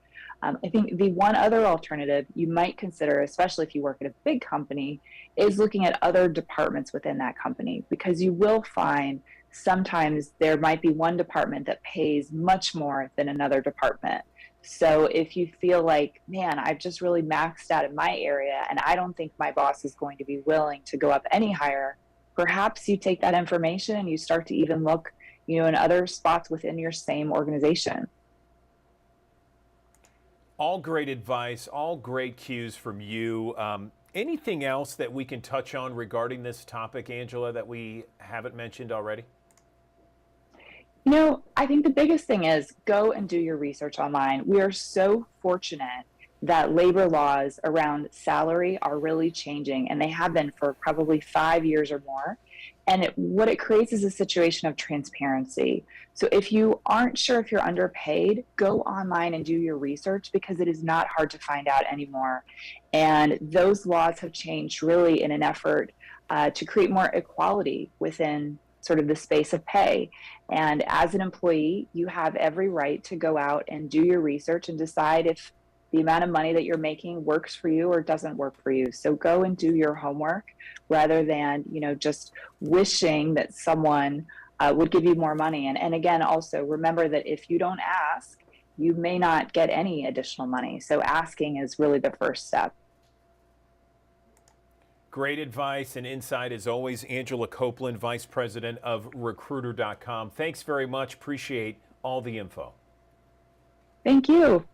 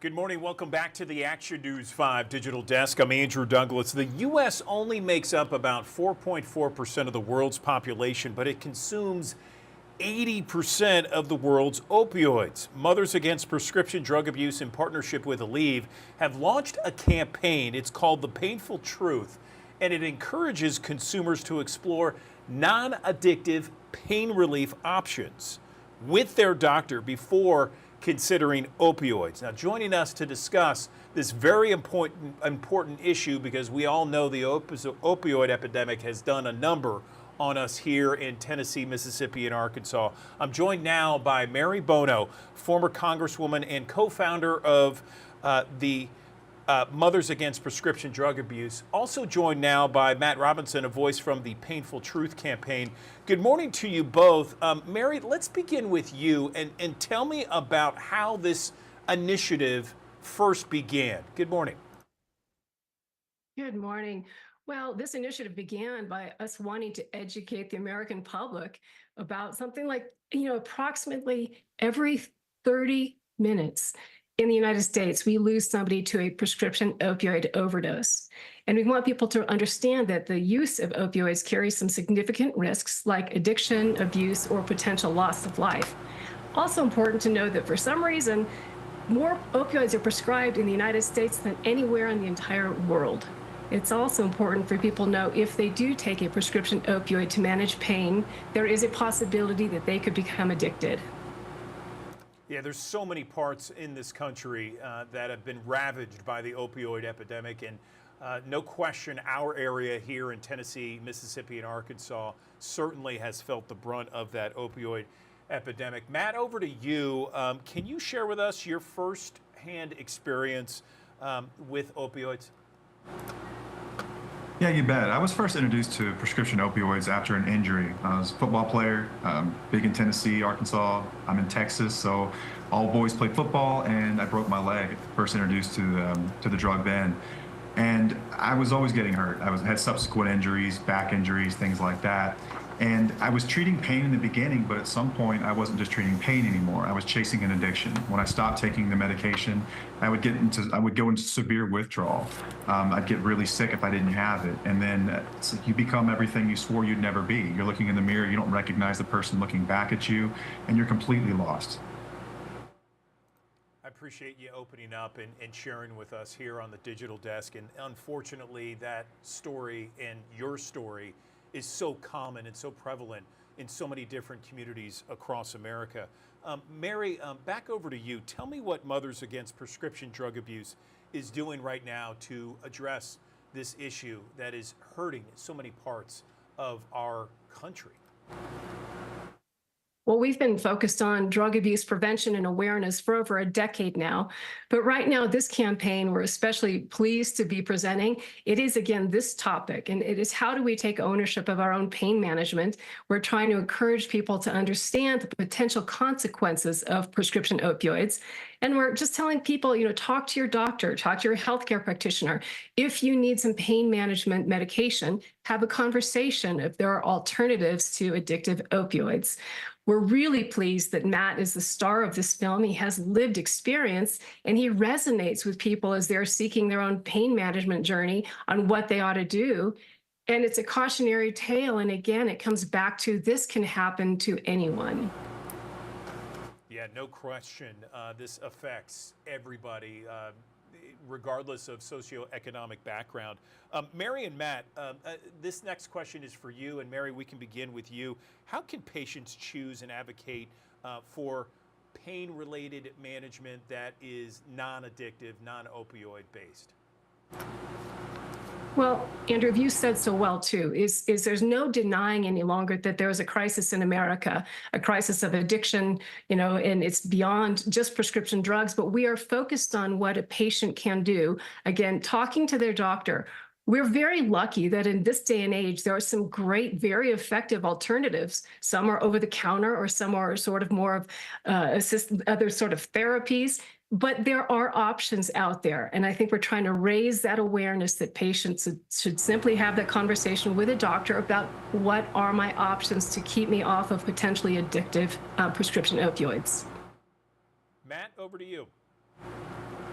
Yeah, I agree with that. Absolutely. Mary said it there. It's the name of the game is to discuss options. When I was going through this personally, there wasn't even a conversation about this. I was given a prescription and I filled it. I didn't think much about it. If I had to talk to someone today, I would tell them to discuss their options, because what happened to me could happen to anybody. Addiction doesn't discriminate. And most people that fall into this trap that I fell into are just trying to treat pain. We're not trying to get high. We're not trying to become addicts. No one signs up for this life, but it's a real possibility with these drugs, with these medications. So the name of the game is options. Let's talk about what other options are out there, whether they're over the counter or holistic methods of treatment that aren't going to result in a decade of addiction like I went through. Well, Matt and Mary, thank you so much for coming on the Action News 5 Digital Desk. We have thousands of people watching each and every morning here. Final thoughts and ways that people can maybe find some more information about this campaign online. Mary? Well, we'd love for you to join us at Aleve.com/thepainfultruth. Anything else, Matt? No, thanks for having us. This is a really important message to get out there, and it's an honor, I can speak for Mary as well, to be here and discuss this. Well, thank you so much. It takes a lot of courage, Matt. to come up and tell your story. And Mary, thank you for all that you do. And we appreciate both of you taking the courage and the fight against opioids, not only where you are and where you guys live, but across this country. And certainly we need all the help we can get. Thank you both.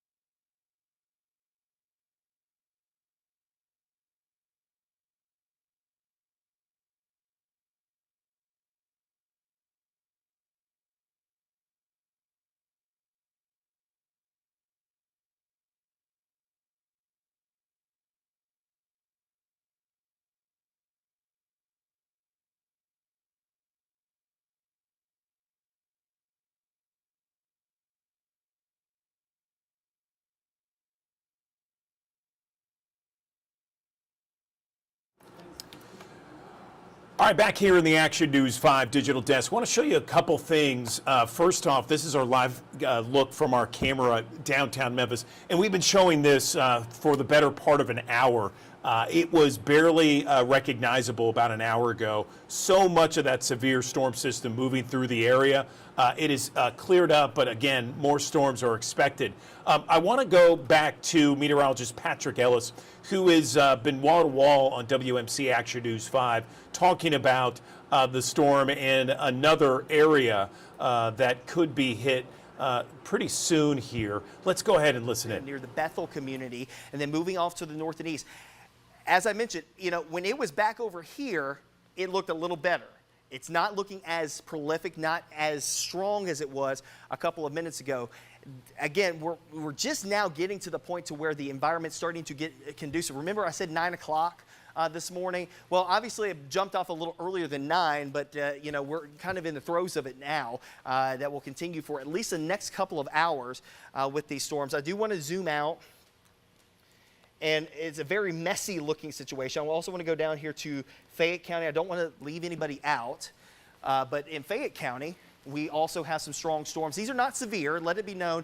The severe thunderstorm warnings that we had in effect for Mississippi County, Arkansas, for Lauderdale County, and for Dyer County, those have been allowed to expire, as well as Tipton County, Shelby County, Fayette County, and southern portions of Haywood County. All the severe thunderstorm warnings, with the exception of the one that came out for the tornado warn storm, have all been allowed to expire. There's a lot of heavy rainfall here, a lot of lightning, but not severe, okay? So I know that you may be thinking, okay, what's happening in my backyard? I'm trying to keep up with you this morning and keep you abreast of what's happening in your backyard. But these storms in Fayette County, not severe at this point. Let's hope it stays that way. Let's go back up here to the tornado warn storm. And again, the storm itself would be approaching Bethel here very soon. Let's put a storm track on this. And off to the north we go at about 55 miles per hour. Again, these storms, they have no reason to stop today. They are off to the races here today. And that's why we've had some of these storms get pretty active pretty quickly here this morning. So put a storm track on that, and that may be a little bit too much. There we go. So Bethel, basically on top of you right now as we're approaching the 9 o'clock hour. Maury City, 9:06. Again, safe place, interior room, away from windows, lowest floor of your home. If you live in a mobile home, you got a couple of minutes in Alamo. 9:10, got a couple of minutes, get to a safe place, okay? Think about helmets and things of that nature. As I mentioned, I showed you what's going on the radar perspective. There's at least some indication that there's rotation there. There's some indication, but I think it may have been falling apart in the process of me telling you that there was rotation there, and then they issued the tornado warning on top of it. Eventually moves out towards the Gadsden community and eventually out towards Humboldt by about 9:22 this morning. So again, tornado warning in effect. That's why we're on the air with you now. We started with the severe thunderstorm warning for Shelby County. Now we're in the tornado portion of this. Hopefully, this is the only tornado warning that we have to tangle with here today, but we want you to be weather aware, stay weather aware throughout the course of the day. We are, of course, if you lose power this morning, we're streaming live on actionnews5.com. We're also on our digital channel 5.3, and we're also streaming on our apps as well, on the Action News 5 First Alert Weather app, as well as Action News 5's news app as well. So we're where we need to be when you need us anytime. But we gave you that first alert to this storm. And I would say, again, like I said, when it looked a little bit more prevalent, and I'll roll this back about a couple of minutes, there was a period of time there where that storm, as it was coming out of, and this was about 15 minutes ago, when the storm was coming out of Lauderdale County, that the rotation looked a lot better. And now it is weakened. It's fallen apart. Still a possibility that it could try to spin up. That's why we're with you this morning as the storm's moving off towards the north and east. And that's why we want you to stay in your safe place, interior room, away from windows, lowest floor of your home, because these storms have been cycling. And what we mean by cycling is that they've come, they go this morning. This is starting to move into that environment that is a little bit more conducive for tornadic development, severe storm development as we continue to roll on here throughout the morning as the environment starts to increase. So hopefully, like I said, we don't get any major problems here today, but we've got to be cognizant and aware to the situation that is at hand here today and be ready to act in the instance. But again, Bethel, safe place now, crossing the county line. This is the Crockett County line right here, moving up towards the north. Alamo, Highway 412 runs right in through here, heading out towards Maury City as well. See Friendship, Crockett Mills is up here as well, and eventually moving over into Gibson County here, probably within the next, I'd say, 15 minutes or so, 15, 20 minutes. This is a fast-moving storm. Again, about 55 miles per hour so far. But again, Bethel, it's on top of you right now, about to move into Crockett County here shortly. We can give the all clear to eastern areas of Lauderdale County. So if you're in eastern Lauderdale County, the sirens may be going off. Understand that storm is now east of you now. But again, if you're in Ripley, you may be hearing the sirens going off there. Understand that we are in better shape now. Now, let's go over to the velocity mode. And while we may be dealing not necessarily with the rotational aspect of this, we may be dealing with some strong winds still. So even if it's not going in one, spinning in a circle, it may be spinning in in one direction or moving in one direction. Some of these wind gusts upwards 60 plus miles per hour. Again, severe rated winds. We're looking at elevation, so more than likely subtract about 10 miles an hour off of this, and that's what's actually hitting the ground. You're closer to about 45 to 50 miles per hour in some of these instances. So again, I'm not really seeing the rotation like we were seeing a couple of minutes ago. It seemed a lot more prevalent when it was closer to the Lauderdale-Haywood County line, and it may have just kind of faltered as it was making its way off to the north and east.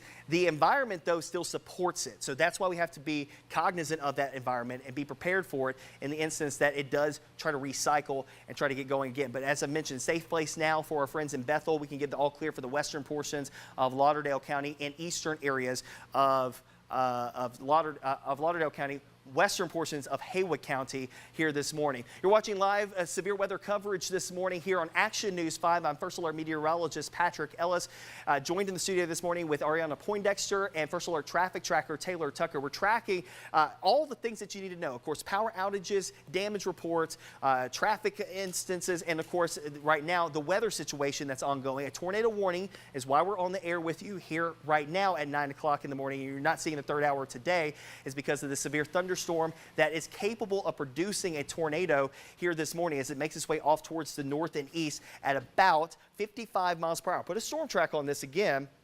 Go back over to the reflectivity. This is the how hard it's raining mode. And we'll put a storm track on this cluster moving off to the north and east at about 55 miles per hour. And again, the potential circulation would be near Bethel right now, north of Nutbush. And there you go with some of the towns and hamlets, if you will, moving into Crockett County and northern portions of Haywood County. You see a couple of the larger towns, one being Alamo there, about 9:09 this morning as the storm continues to work its way off towards the north and east. We encourage you to have that heightened awareness today through the course of this first alert weather day. Severe thunderstorms have been rolling through parts of the Mid-South so far this morning. And as we mentioned, not every portion of the Mid-South will see severe weather here today. But where it is happening, it is possible that it could get active pretty quickly. This is just the beginning, really. The end will be as that dry line makes progress off towards the east and into our area here over the coming hours. But in the meantime, you're with us here this morning. We're keeping you abreast of any changes. We gave you a first alert to this, hopefully a little earlier than when the warning actually came out, because we were watching that cell as it was coming out of Lauderdale County. And as it's been moving through Haywood County, it's been kind of faltering. So that's the thing that we're going to keep an eye on. Crockett County, safe place now. If you're in central Crockett County, I want you to go ahead and be in your safe place now. Alamo, Highway 412. No one needs to be on 412 from Alamo up to Friendship.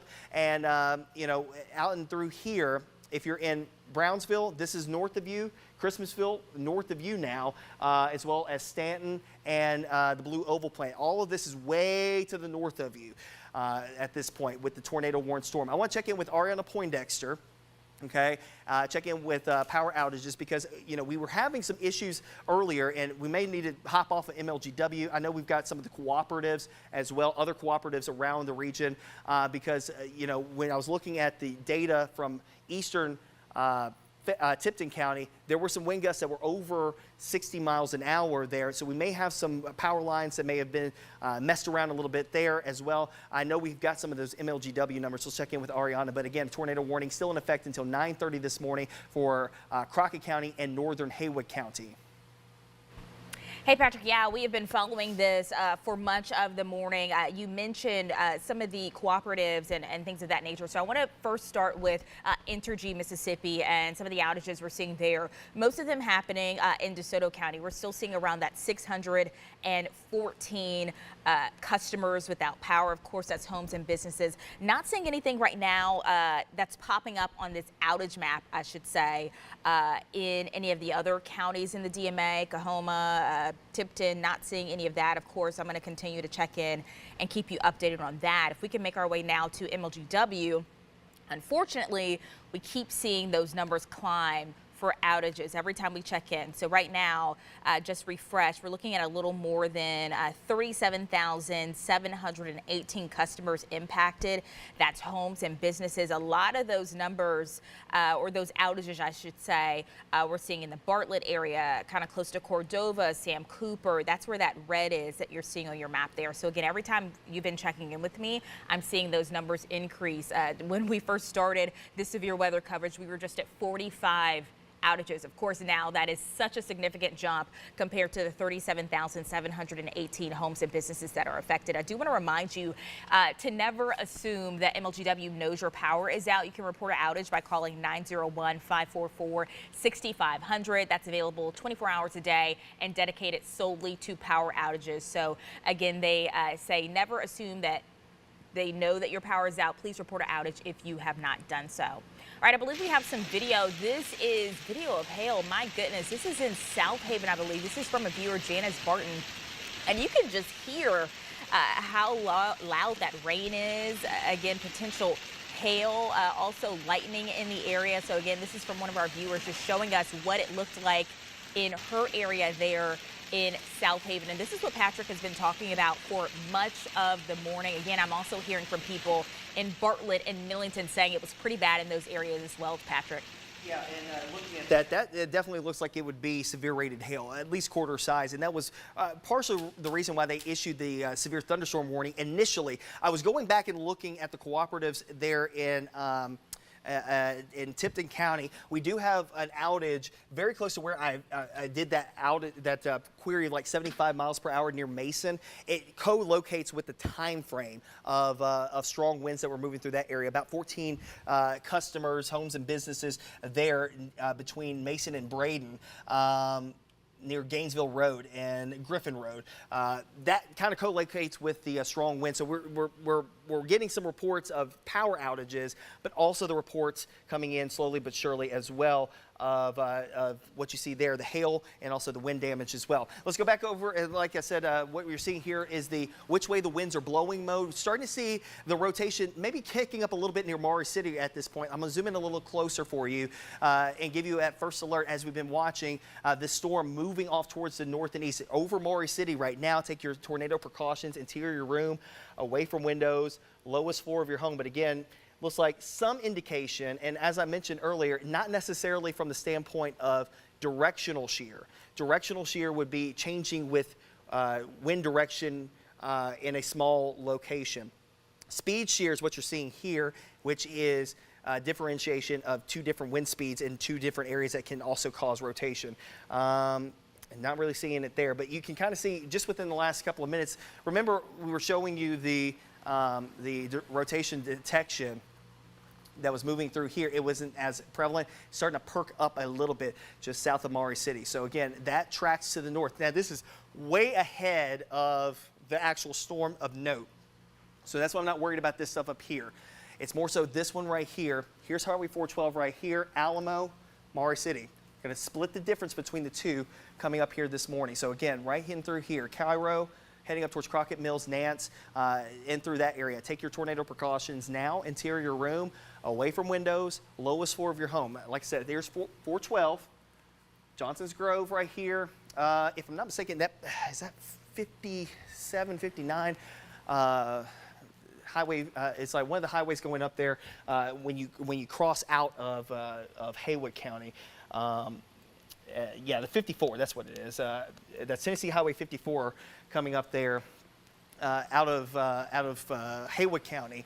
So the area that we're watching right now, just south of Maury City, right in through here, moving off to the north and east. It'll cross 412 here very shortly, and then moves off to the north and east, and eventually it'll move over into Gibson County.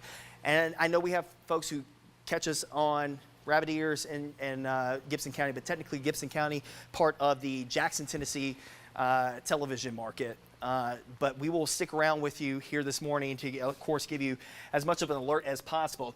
New severe thunderstorm warning. This is going to be for Chester, Hardeman, Haywood, Henderson, and Madison County. So it's the cell that's down to the south that I was just talking about that didn't look as severe, but it's starting to perk up a little bit. New severe thunderstorm warning there for these storms here coming out of northern portions of Hardeman County. So here's Hardeman County right here, north of Whiteville. Bolivar right here, this is Highway 64. North of there, north of Toon, so really it's clipping the far northern portion of Hardeman County. This is Jackson County right here, Madison County, where the city of Jackson is. Moving to the north and east, and this storm looks like it's trying to get active as well. I think that soon enough, this may be another one to watch for maybe some spin in it. I think it's a little early, but giving you that first alert. It may be outside of the Action News 5 coverage area by that time, but it does clip it. So we'll be watching it closely for our friends in Jackson, as well as Chester County. I know Chester County also on an early dismissal today. Chester County Schools underneath a early dismissal. That was sent in early this morning as the storms are moving in that direction. I want to put a storm track on this.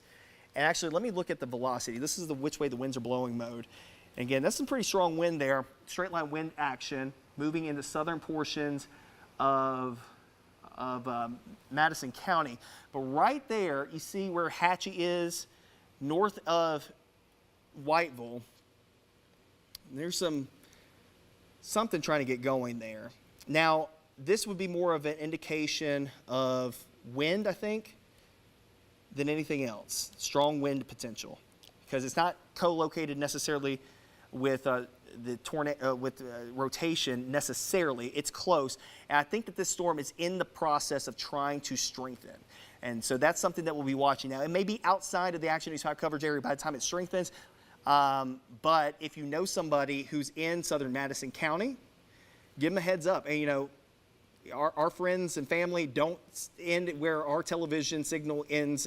So, you know, that's why we try to give you as much heads up for you, your family, whatever, to stay weather aware. Back to the tornado warning storm. Again, we're clipping the warning as we go, as the storm works its way off to the north. It is not super impressive on the velocity mode. Storm now pushing past Highway 412 as it moves off to the north and east. So Mars City and Alamo, give it another 5 minutes. I will give you the all clear. This will be firmly into Gibson County here very shortly. So once that happens, once it moves over to Gibson County, we will reassess what we need to be doing and go from there. Time right now is 9:11 here on a Tuesday morning, a first alert weather day. I want to put a storm track on this as it's moving into Gibson County, moving out of Crockett County, and give our friends a first alert to that as it moves off to the north and east at about 55 miles per hour. And again, this may be one of those storms that eventually recycles, does its thing, and tries to reform. And that's part of the name of the game here today, or at least right now. We're at the point where like hitting a ceiling, and that ceiling is not allowing for the storms to really hit their full potential, partially because the full potential really hasn't gotten here yet.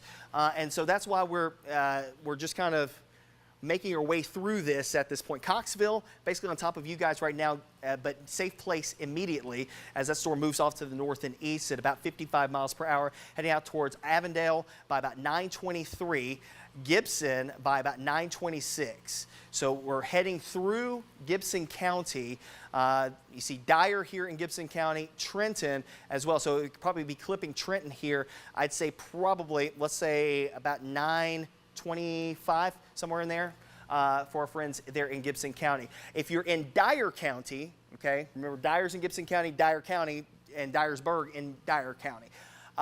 You're in decent shape. New Bern and Dyersburg, just light to moderate rain showers right now. But if you're going down 412, you're going to run into this mess right now. So that's the thing that we're having to tangle with right now there into Crockett County. So again, if you're in Crockett County, safe place now, interior room, away from windows, lowest floor of your home. If you are traveling around the region here today, you know, it's okay in the city right now. Let's hope that it stays okay. Of course, we have shown you the MLGW numbers, over 37,000 homes and businesses in the county. 39,000 homes and businesses just in Shelby County without power. So that was just from one thunderstorm this morning that I would say, you know, was producing obviously large hail. We saw that from South Haven. And obviously also the strong wind potential. We've got the one storm that is tornado warned right now. Notice to the west, not much going on. Remember, that was part of the story today. Once these storms make progress to the east, things will start to improve pretty rapidly as the storms make their way off towards the east. I'm going to switch over here. I'm going to show you satellite. And the reason why I'm going to show you that is because that's going to be part of the story here moving through the next couple of hours. Let me pull that up really quickly. There we go. And you see the front to the west moving eastward. And you see two fronts. The main cold front to the west. And remember, I told you there's a boundary, a dry line right in through here. That's what's sparking these showers and thunderstorms. So it's working out perfectly. It's working out as forecast here this morning. We gave you a first alert to this yesterday. We gave you a first alert to this potential for storms. And of course, now we have issued that first alert weather day. And we're hopeful that this is it. Let's just hope that that's it. But to the west of us, the skies are already beginning to clear. I saw some of the RDOT cameras. And actually, if you wouldn't mind, Taylor, could you go to Little Rock and pull up an RDOT camera from somewhere in Little Rock? It doesn't matter where, just somewhere in Little Rock, because I want to show you that there is some transition here that's about to happen for us as we go through the course of the next few hours with these storms that are moving in our direction. We still have the tornado warned storm that is moving through here. And let's see here. Looks like they just issued a new tornado warning. This is going to be for Carroll, Gibson, and Henderson counties. Let's take that RDOT camera. And this is why I told you that it's not like this. This is in Little Rock. Clear blue skies. If you're watching this morning, we were showing you just south of Little Rock, storming. This is Little Rock right now, 2.5 hours away. sunshine. This is what we're going to get later on today. That's the dry line. Once the dry line comes through your area, you're done. This is what is on the way, but we're not there yet. Let's go back over to links. And again, new tornado warning. This is going to be an extension of the one that we currently have. The low-level look is just kind of messy at this point, but still enough that the National Weather Service thinks that they should go ahead and keep that tornado warning going. Now, that's outside the Action News 5 coverage area. We have the severe thunderstorm warning that has now been clipped. That actually, no, I think it still technically clips for northern portions of Hardeman County. I want to go back down south. And you see the orange blinking box for Lauderdale County. Obviously, the rain has come to an end, so if you're in Lauderdale County, you're done with these storms. The other storm of note that we're watching is this one that's down here to the south. I think that's going to be primarily straight line wind issues as we look at the which way the winds are blowing mode. 9:16 in the morning, right in through here from Jackson all the way to the northern Hardeman County, right in through here, upwards of 60+ mile/per-hour winds moving eastward. So this is a severe thunderstorm warning that could be capable of producing damaging wind gusts. Power lines and things of that nature could be affected by that. They have dropped the tornado warning, so that's good news. They've gone ahead and dropped the tornado warning for Crockett County, and only is including Gibson County, Henderson County, Carroll County. So, with that being said, I'm going to do a broad overview. We're going to hit everybody really quickly, and we'll go back over to programming, okay? So what we're going to do here, I'm going to show you what's happening at the present across the entire Action News 5 coverage area. We do not have any active tornado warnings in our viewing area, okay? Positive, all right? There is one that's just outside the Action News 5 coverage area that includes Gibson County. I will do a storm track through Gibson County for our friends there, but technically, again, that's outside the Action News 5 coverage area. We have another storm that's developing here that's going to be very close to Enid Lake. That's moving northward. We're going to watch this one. Again, the environment is conducive here over the next couple of hours that we may be on the air yet again. Let's hope that it's not the case, but we have to be prepared for it nonetheless, and you should be as well. Actively, right now, one severe thunderstorm warning in the Action News 5 coverage area, and it's for a very small sliver of northern Hardeman County. We'll do 2 storm tracks, and keep an eye on what's going on down here to the south, and then we'll talk to Ari and we'll talk to Taylor to round this all out. But to that minute, let's see here. Again, we're going to keep an eye on the storms that are possibly trying to develop down to the south. That one's got an interesting look that's down there to the south of Panola County. But I do want to give a quick storm track to our friends from Milan off to the east. And again, there's your storm track there that will take it over into Carroll and Henderson counties in Tennessee. Again, tornado warning storm there. Again, the storm moving just north of Humboldt right now, moving off to the north and east at about 55 miles per hour. I'm watching the storm here in southern Madison County as well. That one's starting to get its act together. It's in the process. As I mentioned earlier, it's definitely looking more straight line wind damage issues right now, but it is possible that it could quickly ramp up and become tornado warned as we go through the next little bit. So that's another one that we're going to watch out for. I'll put a storm track on that one as it moves off to the north and east, also at 55 miles per hour. And let me do this really quickly, and then we'll do that. And you see some of the towns here through southern portions of Madison County. So heads up for our friends in Madison County. Again, we know we have some folks who are able to catch us there. Just a heads up for our friends there. Again, severe thunderstorm warning technically does include far northern portions of Hardeman County, but the strongest portion of the storm, again, strong wind damage potential from Jackson down to the county line, the Madison and Hardeman County line off to the east, moving at about 55 miles per hour. But again, not only just strong winds, but also some large hail potential starting to develop. I think that there's possibly some hail potential that's developing there right along the county line of Hardeman County at this point. So we've got a couple of things that we're having to contend with here this morning with those storms. And let me go over to the hail product, and don't see anything just yet. So, good news there. It hasn't manifested itself, but as we were talking about the velocity product, they're near Teague, up towards the north, crossing Highway 45, some strong winds there. I do want to go down south and we're going to watch the storm that's coming out of Mississippi. This is in Tallahatchie County, Mississippi right now, and that storm, obviously not severe right now, but it is looking interesting. Let's say it's in the environment that would be open to being able to harness the instability and the wind shear. I'm going to track that out for 55 miles an hour to the north, and actually I'm going to extend that out a little bit longer than I normally would. So that's a 30-minute storm track. Let's do 90 minutes.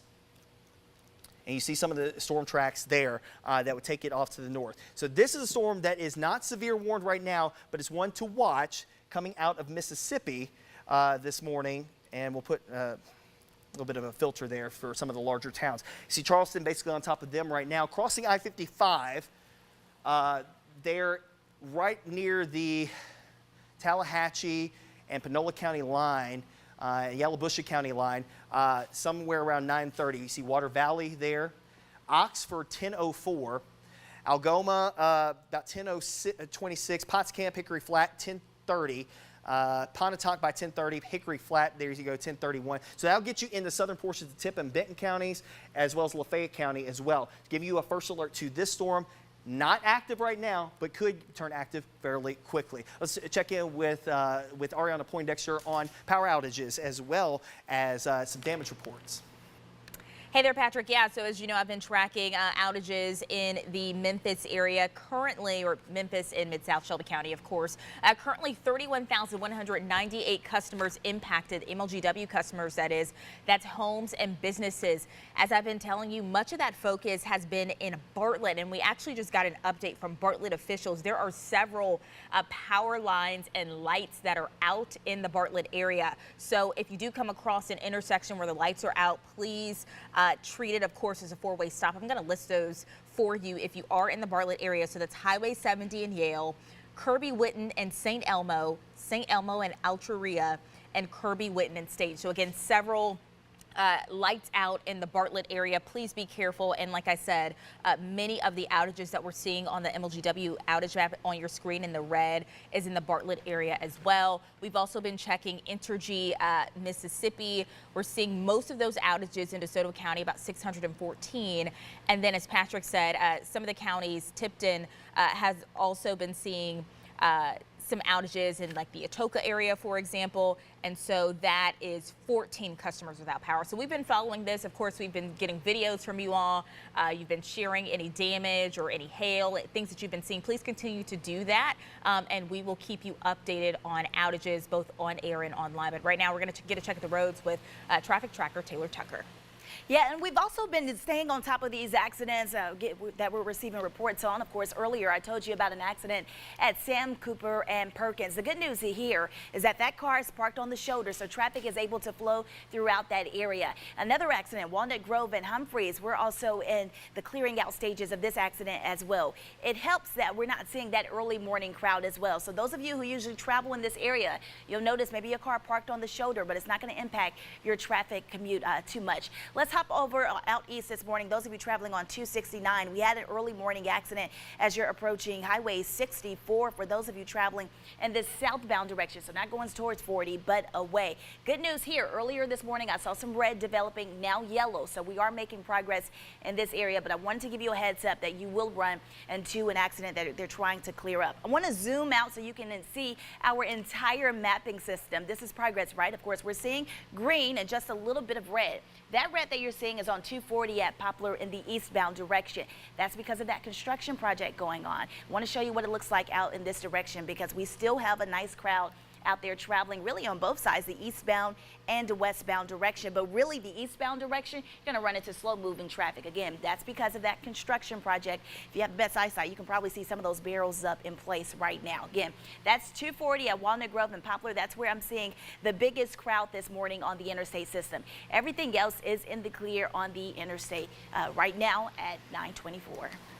All right, back over to links really quickly, and of course we'll end it here and send you back over to regular schedule programming. But again, we're still tracking, again, on a first alert weather day, the potential for strong and severe thunderstorms that make their way across the area. I am watching that storm that's working its way through southern portions of Madison County for the potential for a brief spin up as it moves off towards the north and east. It is still clipping Hardeman County, so we're keeping an eye on that strong wind potential in through there. And also the storm that we are keeping of note coming up out of Mississippi. It is out by itself and moving into an environment that would be a little bit more conducive for strong and severe storms. We are here to track those storms with you throughout the course of the morning and throughout the day here on Action News 5. We'll send you back over to regular schedule programming here for Ariana Poindexter as well as Taylor Tucker and the entire First Alert weather team. I'm First Alert meteorologist Patrick Ellis. We'll send you back over to the Today Show.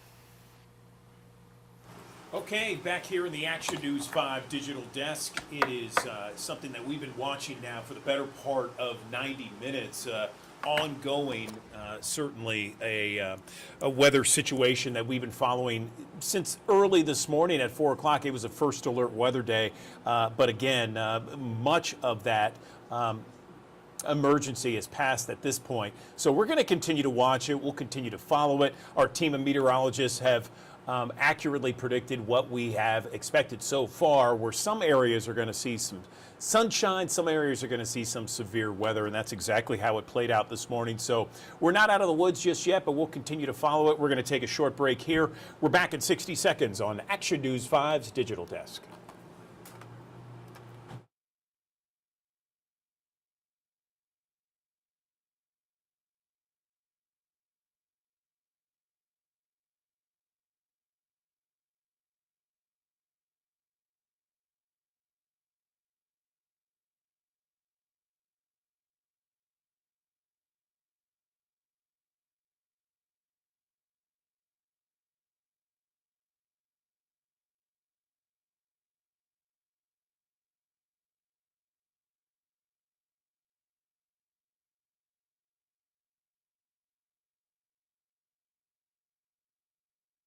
Okay, Andrew Douglas back here in the Action News 5 digital desk. Would it surprise you that only 1/3 of teens say their family regularly talks about investing? It doesn't surprise me. I'm a father of 2 teenagers, and I'm always wondering why the school system does not talk about investing more often.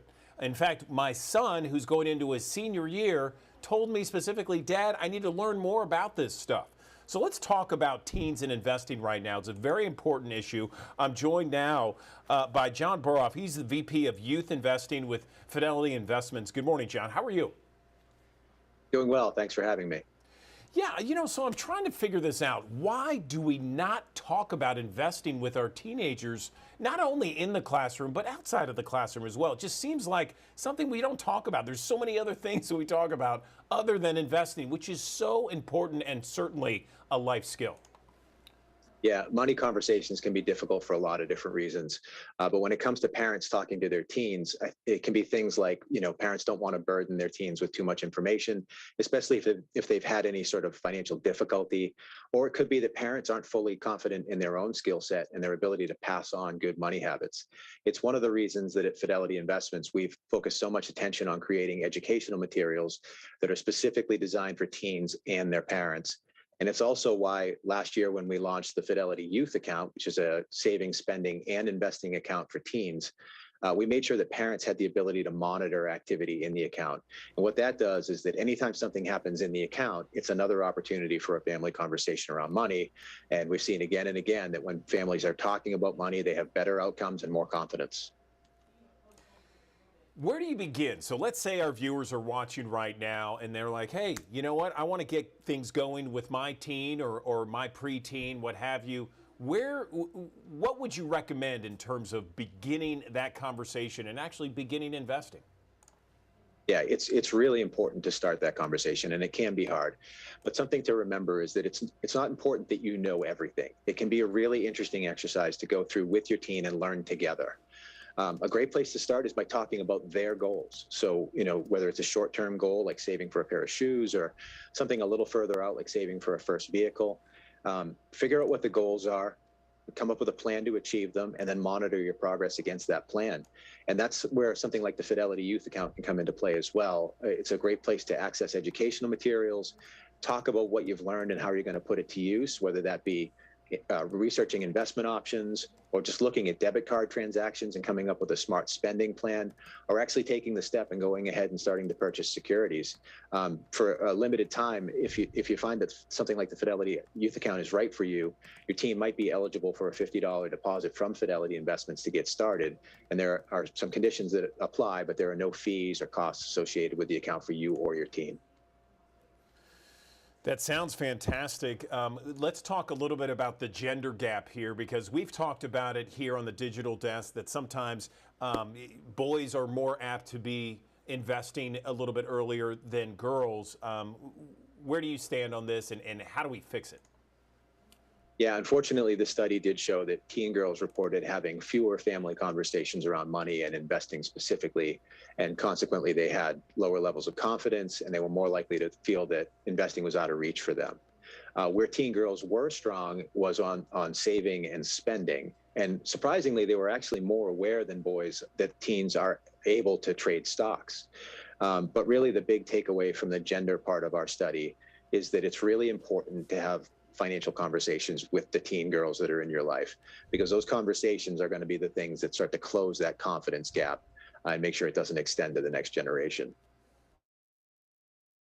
Good morning. Welcome back to the Action News 5 Digital Desk. I'm Andrew Douglas, and data breaches, boy, are they certainly common. We just days ago talked about AT&T customers. 73 million customers had their data, their personal information, their financial information exposed on the dark web. So this is a serious issue and something that we need to protect in terms of our financial information and our personal information.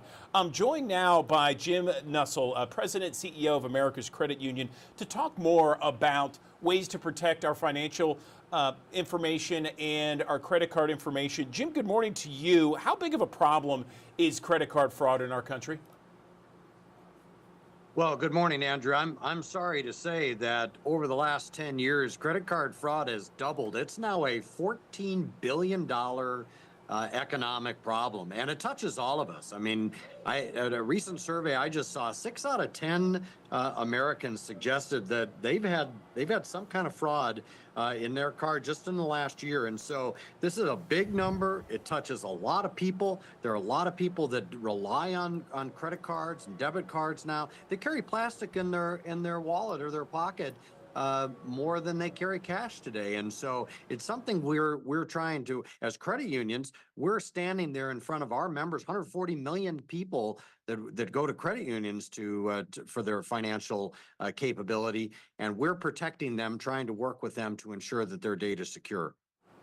I'm curious, Jim, how are credit unions protecting data more than, let's say, your regular bank? Well, first of all, we have rules that require us to protect it different than like the AT&T breach. Many of the merchants that are out there do not have the same rules to protect financial information, personal data that we have. And so that's the first. Second is that we're owned by our members. So credit unions are owned by the members. That's what a financial cooperative is all about. And so we have to do that because they're our owners. There's no choice that we have in the matter, of course. And so we do it with a very glad heart. And then third, we also charge a small fee to do that. It's very reliable system that has been created for payments. So you can take your credit card to any merchant and pay for something and make sure that that data is secure and make sure you have a record of it at the end of the month. So those are some of the ways the credit unions stand in there and make sure that data is protected and it's convenient for their members. I appreciate you bringing up the differences there, Jim. What about steps consumers can take today to ensure that their data is protected? On the onset, I mentioned how often we're dealing with all these breaches. And just days ago, we had something regarding the AT&T breach. 73 million customers with their information on the dark web.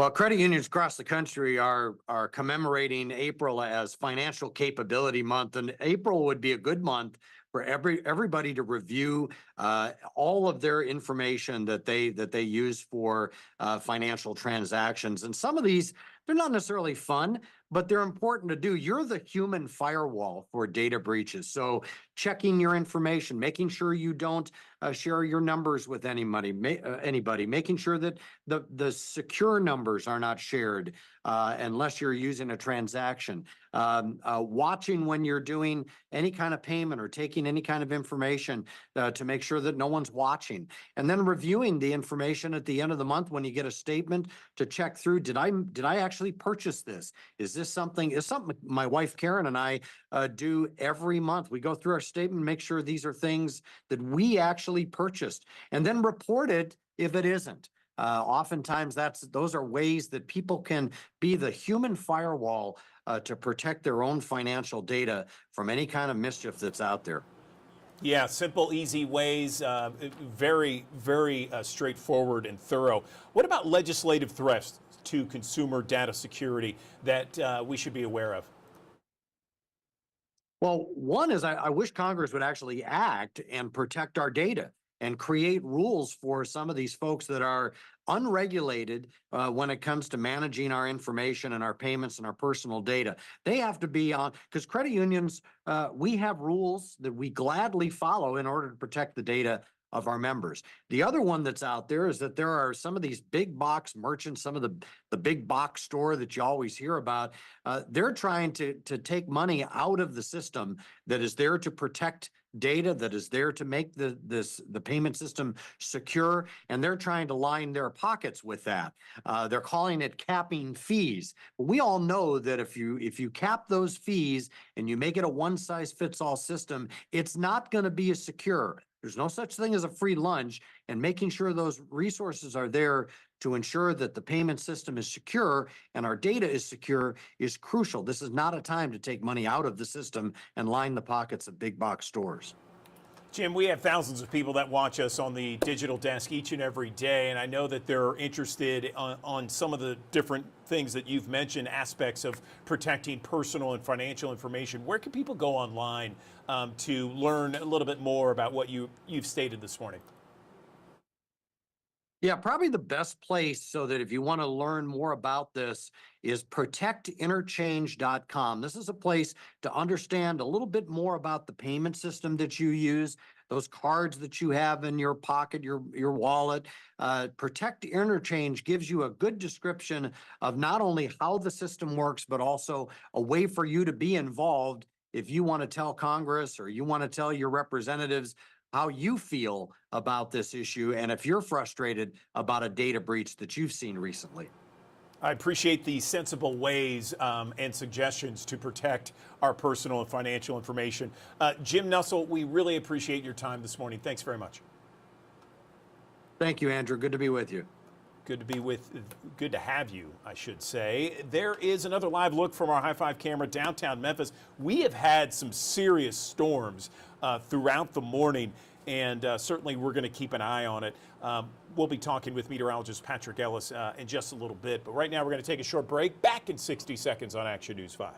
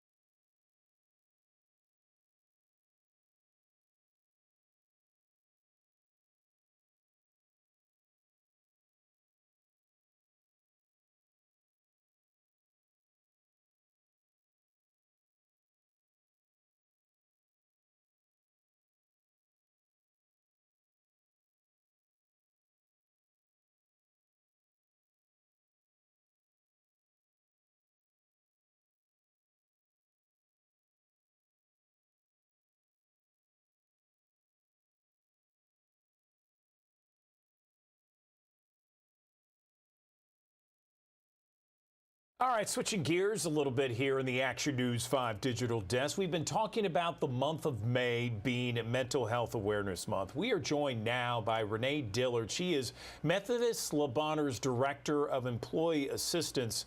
And she's going to talk to us about taking small steps each day to improve our overall mental health. Renee, good morning to you. Tell me, if someone is watching us right now, we have thousands that are online watching us, what would be some place to begin, or maybe a checklist to kind of say, okay, I need to address my mental health? Good morning. Good morning. It's great to be with you today, and I appreciate the opportunity to speak to this topic. May is Mental Health Awareness Month, which is a renewed opportunity for us to really deepen our awareness around mental health and to do some work to continue to decrease maybe the stigma or the resistance to accessing mental health, even when we need it. So I really appreciate this question of what is it that we would be looking for? How would we know that maybe it's time to reach out for some additional support? I think some of the basic things to pay attention to would be, first of all, any changes in sleep and appetite, any changes in our mood. It's a normal, natural reaction for us to be stressed and anxious during really difficult times when we have a lot on our plate. I think, though, if those anxious thoughts persist, or perhaps a lower mood of depression, and we find ourselves beginning to isolate, and maybe it's difficult to meet our responsibilities, function well at work, maybe it's impacting our relationships. These are some of the signs to be watching for, so that we know that, yes, this is the time that I can remember that something's going on and I do not have to handle this all by myself. There are resources and helps available. Okay, so now that we've identified that, and I think, you know, anything to come out of the pandemic when it comes to mental health is one of the few things positive, I guess you could say, out of the pandemic, is this focus on making sure our mental health is good and straight and above average. And so if we identify that perhaps maybe we have a problem, what are some steps, some guidelines, maybe bullet points that we can do to really kind of get us back into feeling more like ourselves?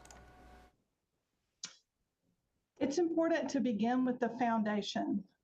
Just a reality of being human is that we have particular needs. The good news is that some of the practices that we know are good for our physical health are also good for our mental health. So I always think it's important to begin with the foundation. Are we getting enough sleep? Are we eating some good, nutritious food? Are we drinking water? Are we having some sort of movement or exercise that we are weaving into our daily or weekly life? And one of the foundations for good self-care that is sometimes overlooked is that part of being human is also that we are built for connection. And so are we prioritizing time with family and friends? Are we focusing on the relationships where there is good mutual support, so that we're not always the one giving in the relationship and we're not always the one receiving in the relationship? So that's kind of the foundation for me for good self-care and taking care of ourselves in body, mind, and spirit. Beyond that foundation, I think there are some really interesting practices that we can weave in really small ways, and yet they have a large impact. One is simply to recognize the emotional part of who we are. Sometimes our tendency is that because some of those feelings are uncomfortable, when we are worried or scared or really sad or angry even, is that we tend to tuck all of that away. And again, emotions are simply part of being human, and eventually we can tuck those away for a little while and that'll work, but they're going to come out one way or another, maybe with some irritability, again, some impact on our relationships. And sometimes holding all that in can begin to impact our physical health in some detrimental ways as well. So it helps to just put language to what we're feeling. Simply name it for what it is and kind of give ourselves some permission to feel it. And that alone sometimes will give those emotions a little bit of room to move. And then we can kind of deal with that and be on our way. I totally agree. I mean, I love what you brought up, you know, just kind of like mindfulness, eat well, get some sunlight, spend time in nature, you know, these types of things, set out a connection, plenty of sleep. Let's say someone who's watching right now has done all those things and they are saying, you know what, Renee, I still don't feel myself. I still don't feel like I am back to where I used to be. What do you tell that person? At what point do we say, maybe I should see a professional? I appreciate that question, and it gives me an opportunity to clarify that a lot of these practices do not make the stressors in our life go away. Sometimes we are really in the midst of some heavy grief and loss in our life, and so these practices will not necessarily diminish that. They can help us continue to move forward in the midst of challenging times, helping us to be a little more centered, a little more grounded, even as we're carrying what feels like a heavy weight for many of us at this particular season. If you find that these kind of practices, beginning to prioritize a little bit of self-care, making sure that this foundation is in place, and as you've said, even then, your mood is still not where it typically would be or where you would want it to be, you're still having these impacts in your life, that's the time to reach out for some help. Again, it's important to remember that you do not have to walk through that alone. We have some tremendous resources available. One great resource through Methodist Healthcare is the Dennis H. Jones Living Well Network, and that's a connecting resource. So anyone can call the Dennis H. Jones Living Well Network at 762-8558 and speak with a mental health provider, have a phone consultation, and then that provider can connect the caller with whatever the appropriate resource is in the community. So that's a tremendous way to make that first call, get connected somewhere, and take that next step toward really fostering good mental health in our lives. 988, that is another one. That's a hotline that's 24/7, right? And do they do the same thing? So the 988 number is a tremendous resource as well. If anyone listening now or perhaps pulling this up later is in a moment of crisis, you can call or text 988 and speak with someone right away. If you're having thoughts of suicide, thoughts of harming yourself, or in any kind of mental health crisis, 988 is an immediate access to speak with someone. Renee, we've hit on a bunch of topics. Anything else you want to mention before we let you go? Never underestimate the power of a good deep breath or perhaps just a stretch. I know it may seem, if you're in an office with other people, it may seem uncomfortable, but just stretching and coming back into ourself and into the moment and a good deep breath can again help keep us centered and grounded, even in the midst of all that is going on around us. All good points there. Renee Dillard, Methodist Le Bonheur Healthcare Director of Employee Assistance, mental health. We got to protect it. We got to make sure it's at optimal levels. We appreciate your discussion. Again, May is Mental Health Awareness Month. Appreciate it, Renee. Thanks for the conversation. Thank you. Have a great day.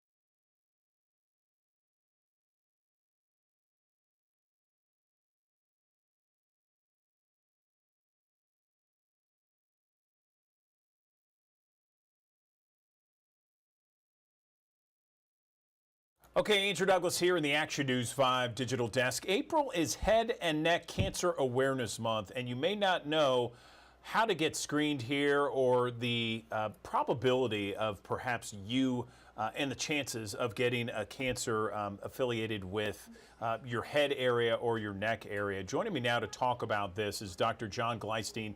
He's with Methodist Le Bonheur Healthcare. John, good morning. How are you? Good morning. I'm doing well. Thank you. Great, great. So let's talk a little bit about this Awareness Month and why do you think it exists? Is there just people that just kind of not really know much about head and neck cancers, or is it kind of tough to diagnose? Explain.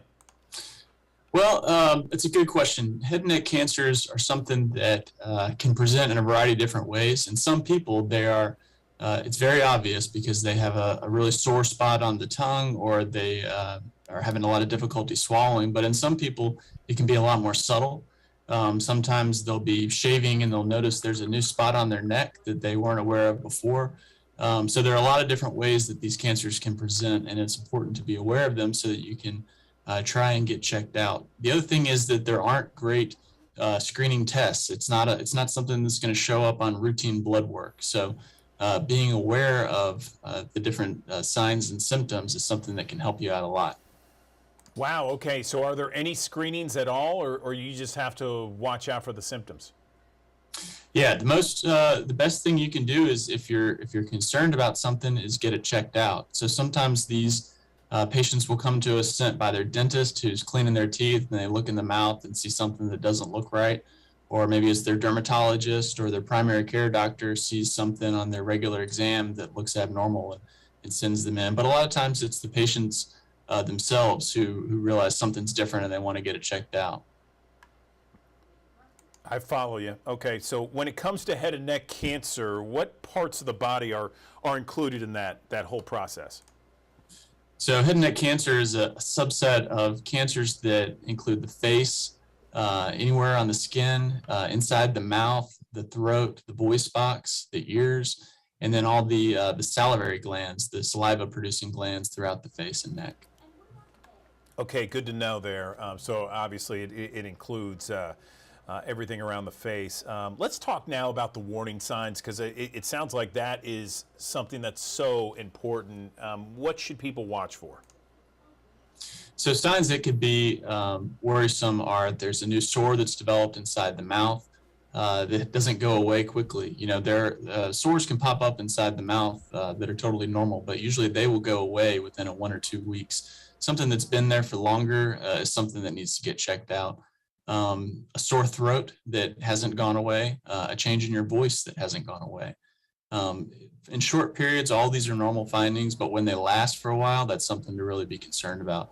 And then, as I was saying earlier, a neck mass, if something pops up and there's a lump on your neck that wasn't there before, that's a concerning finding. How common are head and neck cancers? They're actually increasing in frequency. So it's a lot of different types of cancers in the country are going down in frequency. Head and neck cancer is rising. And so in the general population, it's not something that you see every day, but as a head and neck cancer specialist, I see new head and neck cancers almost every single day. How curable is this cancer? I mean, what's the success rate? I mean, cancers go on all sides of the spectrum there. I mean, is it one that's got a good success rate? That varies tremendously based off how early you catch it. So if you catch something that's just a small spot, that's something that's going to be very treatable. If it's something that you've been aware of these symptoms for a year, but you've been neglecting to go get it checked out, it could be a lot more serious and could be a lot more difficult to treat. You mentioned it's growing. Why is it growing, you think? Well, the specific type of cancer that's really growing is throat cancer caused by the HPV virus, the human papilloma virus. This is the same virus that causes cervical cancer in women, and it's the same virus that you are protecting against when you get your Gardasil vaccine as a teenager. And so that particular type of cancer is on the rise. And the good news about it is that it actually is more treatable than some of the other cancers that are associated with a long history of smoking and drinking, like many other head and neck cancers are. So how can we prevent head and neck cancer, or can we prevent it at all? Well, the biggest risk factors for head and neck cancer, the number one by far is smoking. So if you're a smoker, quitting smoking is definitely the best thing you can do, not only for for your overall body health, but to reduce your risks of developing a head and neck cancer in the future. The other thing is with these cancers that are caused by the HPV virus, getting vaccinated against the HPV virus can help protect you from ever developing one in the first place. Should we be performing self-exams on one another or each other, I guess? Well, I think that being aware of what's going on inside of your mouth and what's going on in your neck are something that can be very helpful. Sometimes patients come in and they say, I was brushing my teeth and noticed this spot on the roof of my mouth that hadn't been there before. And, that's a way to potentially catch something early. And so if you just look in your mouth from time to time or feel your neck from time to time, and if something feels different to you, then go get it checked out. It may be nothing, but potentially you're catching something early that can really save you.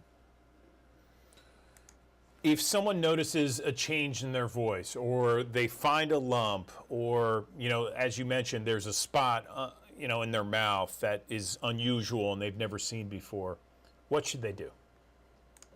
Well, usually the most common route is someone goes and sees their primary care doctor, and the primary care doctor will look at it and either say, oh, this is nothing, this is a benign spot or just a normal lymph node. But if they have any concern whatsoever, they'll send them on to a head and neck specialist such as myself and get them checked out for further exam. Okay, so early prevention is key. Early detection, I should say, is key. Anything else you'd like to mention before we move on, Doctor? Well, I think that being aware of your own health is something that's going to serve you well throughout your entire life. So whether it's trying to catch a cancer early or just trying to be aware of what your body's trying to tell you is important. So that combined with quitting smoking are definitely the two best things you can do to stay in good health and try to prevent head and neck cancers from ever developing. Is there a place, Doctor, where we can get some more information about head and neck cancers? Yes, the American Head and Neck Society is a society that there are links to online that can give lots of information for patients. There are videos, there are educational materials, and so if there's something you're interested in learning more about, that's a great place to look. All right, Dr. John Gleistein with Methodist Le Bonheur Healthcare. We appreciate you telling us about head and neck cancers. Certainly, April is Head and Neck Cancer Awareness Month. Thanks so very much for bringing awareness to this issue. Absolutely. Thank you.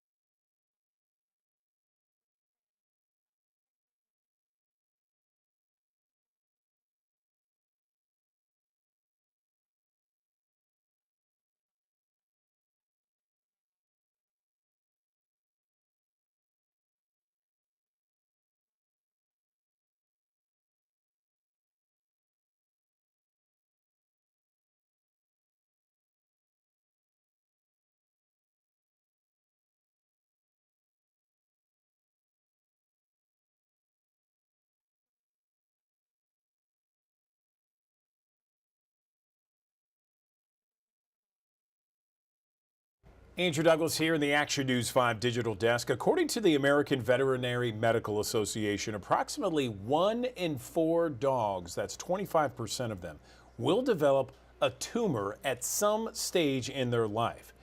Now, here to talk to us about the first of its kind National Canine Cancer Registry is Dr. Susan Ettinger, a veterinary cancer specialist, and Lisa Conte. Ladies, thank you so much for joining us. So let's hear about the first Gallup survey and how this all works. Yeah, so the Gallup poll was a survey of over 6,000 people, and about 67% of them were dog owners. So much information was collected. One of the interesting findings, we're looking at the prevalence and incidence of dog cancer. And the prevalence in 2021 for dogs was about 3.4%, which is less than 5% in people. But so interesting and scary was the incidence. So newly diagnosed cancer cases in dogs was 2.8%, which is 5 times what we're seeing in people, which is 0.57%. So we really need this registry so we can understand why we're seeing so much cancer in dogs. We do know that it's unfortunately the #1 reason that dogs will die. So the registry is a long-term commitment, and it's all about information, about data, about facts. So we can have a better opportunity to assess the risk of cancer in our dogs, which we're hearing is the #1 killer in dogs. And also, so we have the best opportunity for early diagnosis, prevention and treatment options, and overall to provide the best care and comfort to our doggy friends. So the registry is a retrospective. It started with a review of over 35,000 medical records, and we're reviewing that information for cancer diagnosis, looking at information like the breed of the dog, gender, location, so where do they live, and then all that is entered into a secure database. It's de-identified, so it's all anonymous. And then we're going to continue to collect information, and that's where we need help of the veterinary community. So veterinary clinics can upload information. And if you're a pet owner with a dog that's been diagnosed with cancer, you can also upload your pet's information. And again, everything will be anonymous and it's all free. So we're launching the registry today. So the response that we have from the Gallup survey, 80% of the respondents want a registry. They understand how important this is to be able to take the best care of their dogs, take the best care of their whole family. Dogs that, when a pet owner gets the diagnosis of cancer in their dogs, about 70% of the time they go into depression. And you think of these dogs are so important for our emotional health, and it sort of reverses that role. So it's takechargeregistry.com. That's where this information can be uploaded. This is the first of its kind in the United States. Registries exist in Europe. So this is a long-term commitment, and we're going to continue to upload data and continue to look at the progress that we're making in treating cancer in dogs, hopefully part of the benefit of having this registry. All right, Andrew Douglas back here at the Action News 5 digital desk. Tens of thousands of people in the U.S. are diagnosed with HIV. Worldwide, it's about 39 million people live with the disease. Well, researchers and scientists studying HIV recently attended a global summit to share their latest findings. Let's bring in Dr. Harmony Garges, Chief Medical Officer from ViiV Healthcare, to tell us some of those latest findings. Good morning, Doctor. What were some of the findings? Good morning. So the conference that we had recently was really focused on new options for people living with HIV. HIV currently requires people to take medicines every day to keep their virus suppressed. And yet we know that 1/3 of Americans living with HIV really struggle with taking those pills every day. So we talked about some exciting data, new therapies and long-acting medicines that could meet that unmet need. Okay, so let's dive into the data a little bit. What does that mean for the HIV community?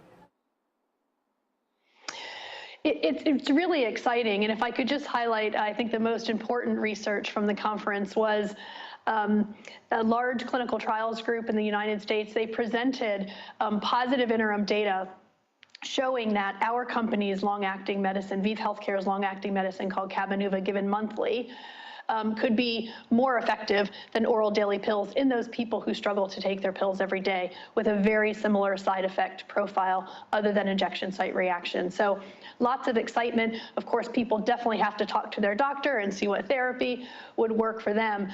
But this notion of long-acting medicines really being able to address an unmet need, so people don't have to take pills every day and instead can receive 6 doses in a year to keep their virus suppressed, generated a lot of excitement. It sounds like it. Any additional data with regards to treatment options out there? Absolutely. So long-acting is definitely the way of the future for HIV treatment, and much of the research was focused on that. We presented early data for a next-generation long-acting medicine, which could potentially allow people to get treated 3 times a year and keep their virus suppressed compared to what we have today, which is 6 times a year. So again, lots of excitement about how these long-acting medicines can really improve people's lives for those living with HIV. Doctor, we have thousands of people that watch us each and every morning here on the Digital Desk. What is the takeaway you want our viewers to understand with regards to this global summit and some of the news headlines that came out of it? Great. Well, I would just say HIV is still really important to stay focused on. 1.2 million people in the U.S. living with HIV and new diagnoses every year. But have hope. There's lots of great options already available and more coming. And if people want to learn more, please talk to your doctors. And if you want to hear more about this long-acting therapy, visit our website, Cabenuva.com, CABENUVA.com. Okay, Dr. Harmony Garges, we really appreciate your time on the Digital Desk. Thank you for the valuable information. Appreciate it. Thank you so much. All right, another live look from our High Five camera downtown Memphis, where the storms barreled through our area. It's certainly cloudy still, 71 degrees at 10:05.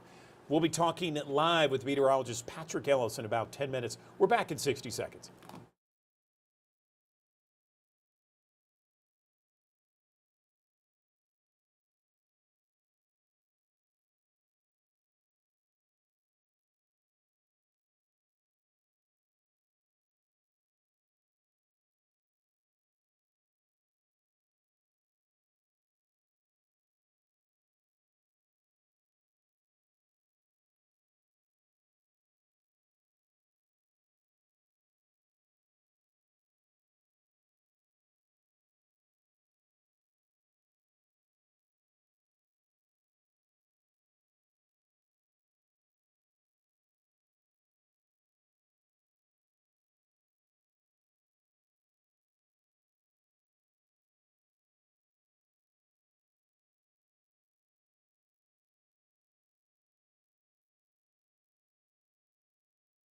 Okay, Andrew Douglas back here in the Action News 5 Digital Desk. We know about our record sky-high inflation. April is Financial Literacy Month, and we are trying as Americans to figure out new ways to save money because gas prices are going up, grocery store prices are going up, everything is going up. And we're just trying to maximize each penny that we earn as much as possible and find those creative ways to save money. So joining me right now to talk about this is Ron Griffin. He is the Senior Director of Public Education and Advocacy for Experian. Good morning. How are you, Good Ron? morning. Good morning. Glad to be here. Okay, good to see you. So let's talk about advice that you have for Americans who are just trying to save more money or at least make that dollar go further. Yeah, we just did a survey and found that 3 out of 4 people are trying to find ways to save because of inflation and the impact it's having on their wallet and their pocketbook. So we found that a quarter of the people in our poll were looking at whether they should even pay their auto insurance bill that month in order to pay other things that they might have to, like rent or utilities. So saving money is critical, and they're looking for ways to do that. So let's talk about credit score, because I know that credit scores can impact the cost of more than just loans. Tell me about that. Sure. Yeah, credit scores and credit reports are used in virtually every financial decisions. So we know about credit cards and car loans and mortgage loans, but we don't think about things like auto insurance, for example. The auto insurance companies will look at your credit report to help them determine whether you can pay your insurance premium on time each month, which is sort of like a loan payment each month. So saving money on that auto insurance premium can be dependent on having good credit scores and also in finding the best rate. So one of the things that we're trying to help people do is find lower premiums through our auto insurance shopping service that we've just introduced. We're finding that when people visit Experian.com/save, they're saving as much as $900 a year. That can help make a bit of a dent in the cost of insurance. So help you put gas in the tank. But taking care of that credit report, getting that credit report, knowing what's in it is really important as well. You can get a free report once a week at annualcreditreport.com. So you can look at it as often as you like. won't hurt your credit scores, but could help you know what you need to make them better.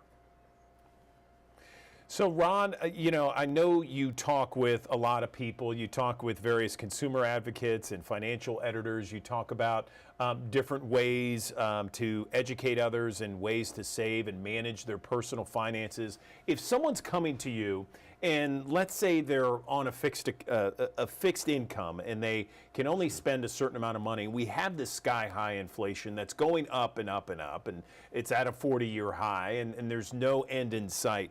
What are some of the first steps you tell people immediately to do to just kind of stay within budget and save as much as you possibly can?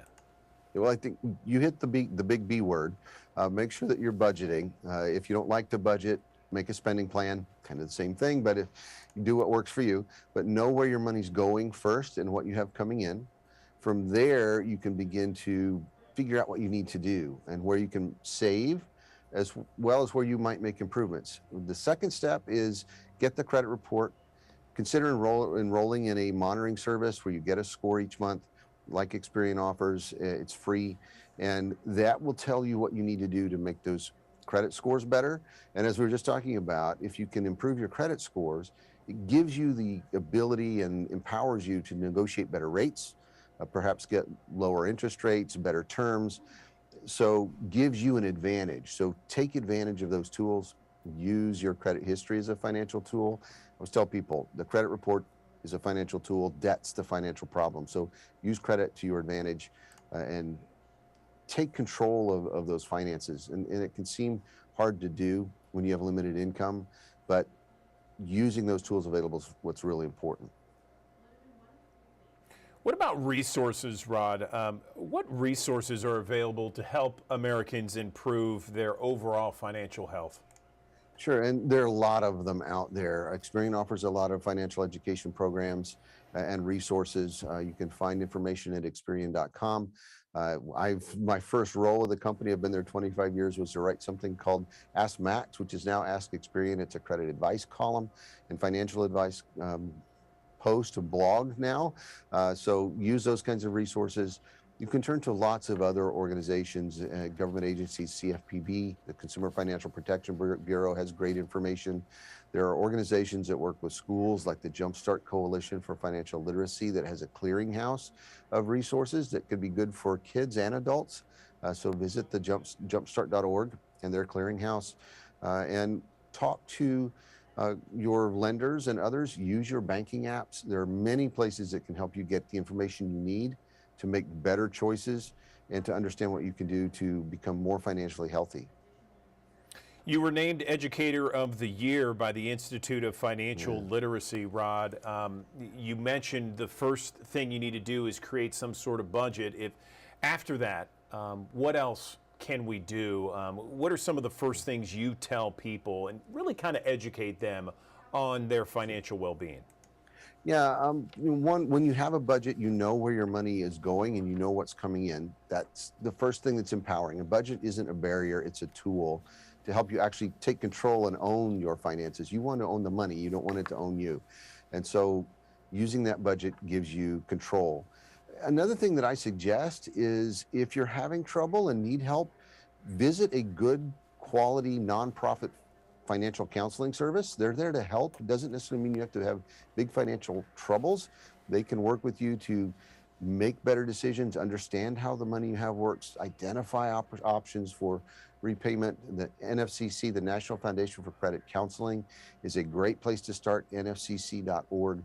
They can help you really look at your overall financial picture and determine what is best for you and the best approach. When it comes to paying down credit card debt, that's really the number one thing that you can do to help your credit scores the fastest. There are ways to approach that. There's some call it the avalanche method. Some use a snowball method. I don't know why snow in wintertime is the analogy, but one is take the highest interest rate card you have, start to pay it off.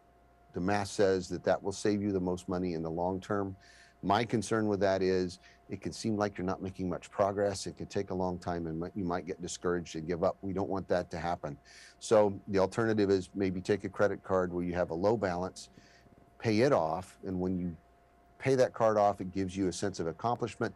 Also gives you a bit more you can put toward the next card and then pay it down as well. Paying down your credit cards is going to help your credit scores. It's going to reduce your debt. It's going to reduce your financial stress. So a really important place to start, and the thing that most affects scores the fastest for people. So do what works for you is the thing that's most important. You have to stay motivated, you have to stay focused, and have to stay engaged. If you get discouraged using what the math says will work, if you give up, it's not going to accomplish what you need it to. Well, Ron Griffin, we appreciate it. Very informative. You are the experienced Senior Director of Public Education and Advocacy. Thanks so very much. Appreciate the time. Great, thank you.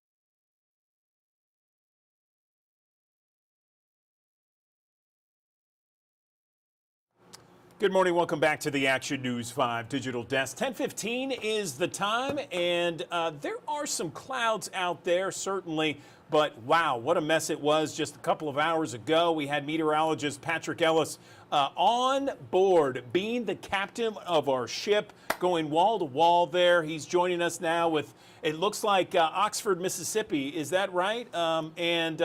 Patrick, wow, it was quite a fast-moving storm, wasn't it? Yeah, and we're not completely done with it just yet, Andrew. We're still watching showers and thunderstorms that could redevelop here in the next couple of hours. It's going to be a quick mover.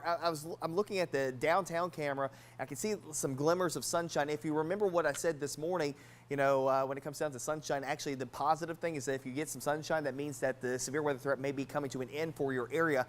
We're not out of the woods completely, and actually we just had a tornado watch being issued for parts of the Mid-South, and actually really just one county, it's McNairy County, until 3 o'clock this afternoon. But there's Oxford this morning as you're starting off the day. Of course, we've had some rain moving through there not terribly long ago. The temperatures are still quite warm, even in the wake of this first batch of rain. Remember, we were like 73, 74 earlier this morning. Some spots have not seen very much in the way of rain. Places like Corinth, completely dry so far this morning.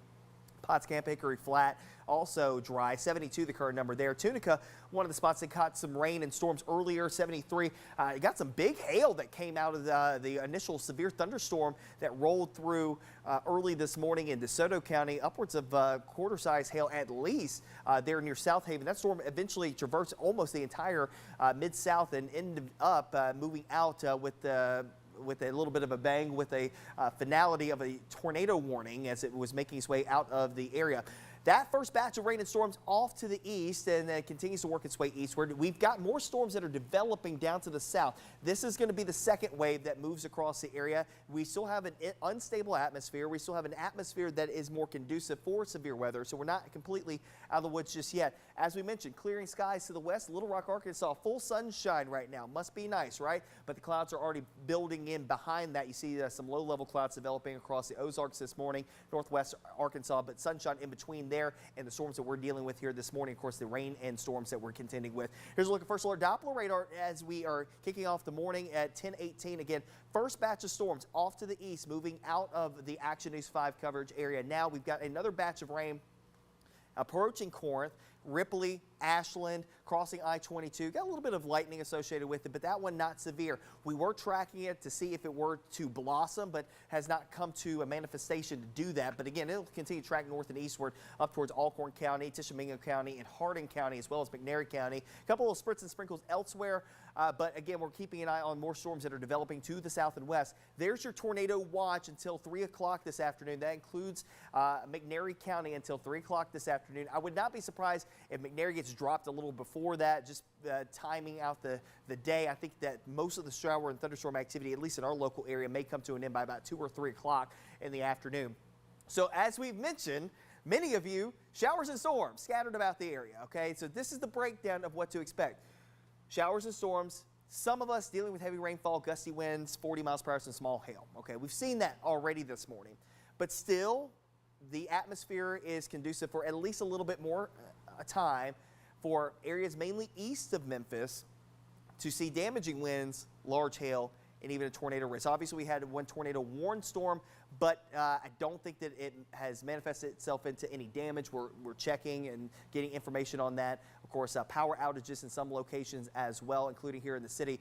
We'll keep an opportunity for scattered showers and storms. I think that there's going to be a period of time, though, while we may still have some rain and storms on the radar. I think in the metro after lunchtime, the weather starts to improve. We actually get into that sunshine starting to move in from the west. So while we will have some periods of time here the next couple of hours for showers and storms, eventually sunshine is going to end up winning out as the dry air pushes in from the west. The SPC, the Storm Prediction Center, still has an enhanced risk, especially for areas east of I-55.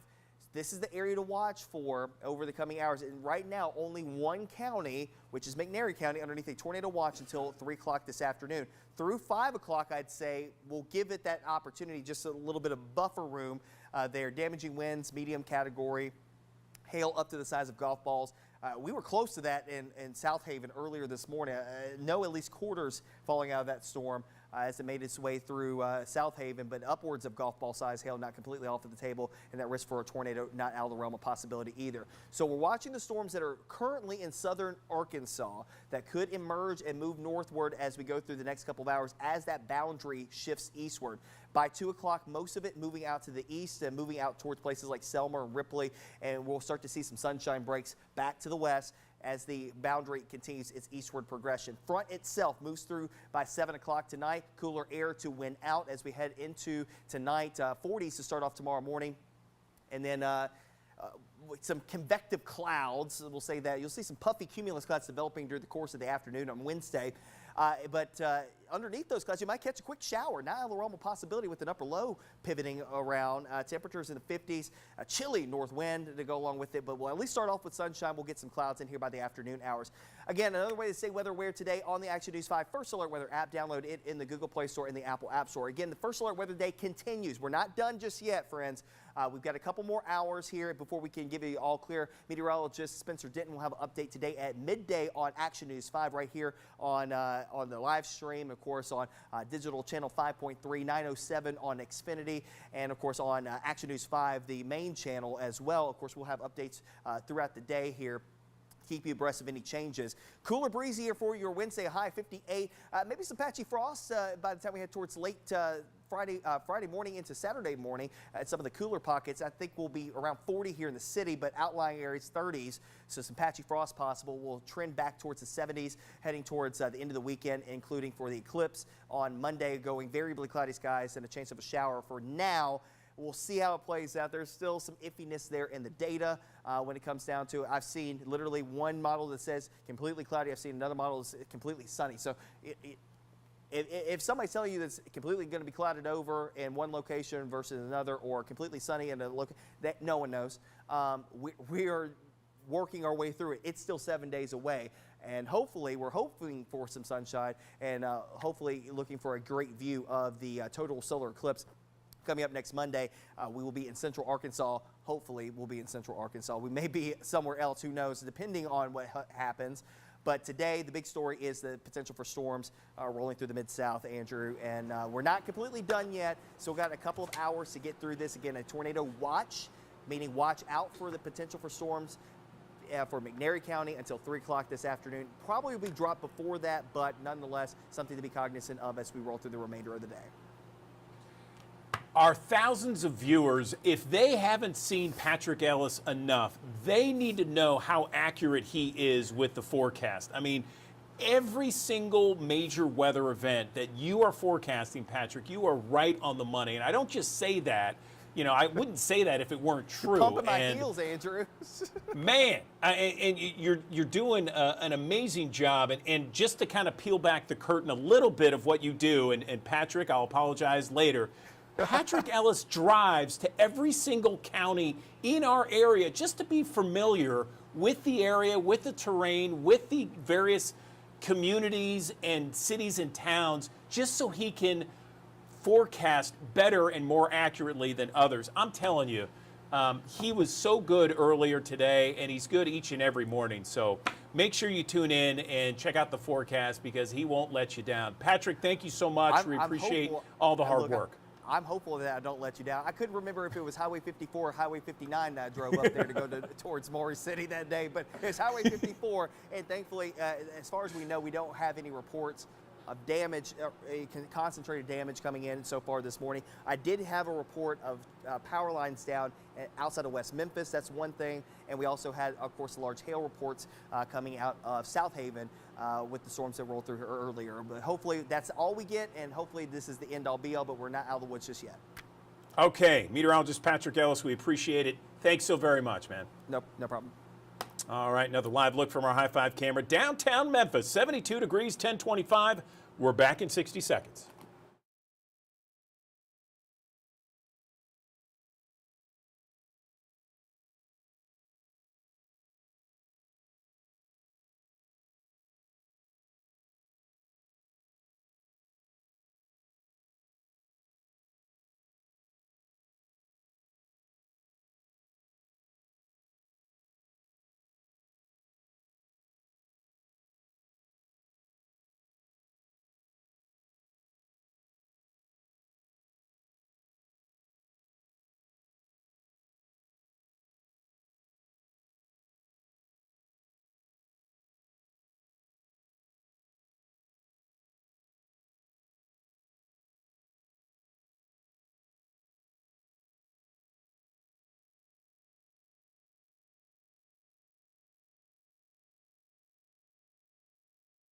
Okay, Andrew Douglas here in the Action News 5 digital desk. There has been a new book released, and I'm holding it right now. It's called Raising Mentally Strong Kids: How to Combine the Power of Neuroscience with Love and Logic to Grow Confident, Kind, Responsible, and Resilient Children and Young Adults. We all want this for our kids, for our grandkids, in this ever-changing and very challenging world. I am joined on the digital desk and really honored to be joined by Dr. Daniel Amen. He is someone I've been seeing on social media for years and years and years. I've heard him on podcasts. I've read a lot of his stuff, especially the brain scans. So fascinated by this. He is one of the co-authors of this book, and it is a book that certainly is relevant today. In fact, Dr. Amen has written 18 books on the New York Times bestseller list. He joins us now on the digital desk. Big fan, Dr. Amen. How are you this morning? Thank you so much. I am just so grateful to share this message with you. I appreciate you being here. So tell me why you wrote this book and why it's so critical right now. Well, kids are in historic trouble. Brand new study from the CDC that said 57% of teenage girls report being persistently sad. 24% have planned to kill themselves. I mean, think about that. 13% have actually tried. These are statistics never seen before in recorded history. Why? From the rise in social media to the pandemic that changed all of our brains, to the low quality food, to the toxic products we put on children's bodies, our own bodies, we need a different way. And I partnered with my friend, Dr. Charles Fay, the president of the Love and Logic Institute, one of the best parenting programs ever developed. And the reason we put that together is there's no neuroscience, there's no brain science in parenting with Love and Logic. And we decided raising mentally strong kids needed to have a foundation of neuroscience with the wonderful Parenting with Love and Logic program. Dr. Amen, you're one of the top neuropsychiatrists in the country, and you have a brain scan that you've patented. I've heard you talk about it so many times before. In fact, my wife and I would share with our kids what a brain looks like when they are on drugs, or a daily, a person who smokes marijuana on a daily basis or has a drink every day, versus a brain scan of someone healthy. Are those factors contributing to the kind of issues you just mentioned, where people are just, their brains are on fire, right? But very few people, I mean, thank you for that question. Very few people love and care for their brains. And 33 years ago now, I started looking at the brain. And as a psychiatrist, most psychiatrists never look at the brain. And I'm like, oh my goodness, these are not mental health problems, they're brain health problems. What do I need to do to get my brain healthy and the brains of my babies and children healthy? And it changes the whole conversation. Rather than you need to take this or that medicine for your mental health problems, you need to get your brain healthy. And that means you need to sleep, you need to eat right, you need to exercise. Here are some simple supplements. And we have a poster that hangs in over 100,000 schools and prisons and churches called "Which Brain Do You Want?" Healthy scans surrounded by drug-affected scans. And you realize marijuana is not innocuous and alcohol is not a health food. We need to be really clear, but if you understand societal messages, oh, marijuana is innocuous, it's a lie. Teenagers who use marijuana have an increased risk of anxiety, depression, and suicide in their 20s. We need to give accurate, positive, hopeful messages to our children. Thank you for saying that. I feel like you're one of the voices that is very consistent about saying those kind of things, those detrimental effects that marijuana has. I just wish more people with your type of background would speak up about that issue, because it's certainly a prevalent issue, and it seems more prevalent year after year. So you've written this book, back to the book here, which I have a copy of. You sent it to us. Thank you very much. The one message you want parents, and grandparents for that matter, to take away from this book. If you want to raise mentally strong kids, and who among us doesn't? I'm a father of 6. You have to model the message. So it really does start with you. Mental strength, knowing what you want, being able to persistently act in positive ways to get it over time, not believing every stupid thing you think. We call it killing the ants. It's absolutely essential that parents model it, and in that way, because children do what you do, not what you tell them to do. And so this book will help you, but it'll also help you be the best dad or the best mom, the best grandma, the best grandpa that you can be. Dr. Amen, can you give us an example, perhaps, of a powerful exercise from that book? My favorite exercise is start every day with your kids. Today is going to be a great day. And when you put them to bed at night, go, what went well today? And let's start at the beginning of your day and just let's go through the day looking at what was right. Positivity bias, getting your brain to look for what's right rather than what's wrong, protects you from virtually all of the mental health problems we're facing.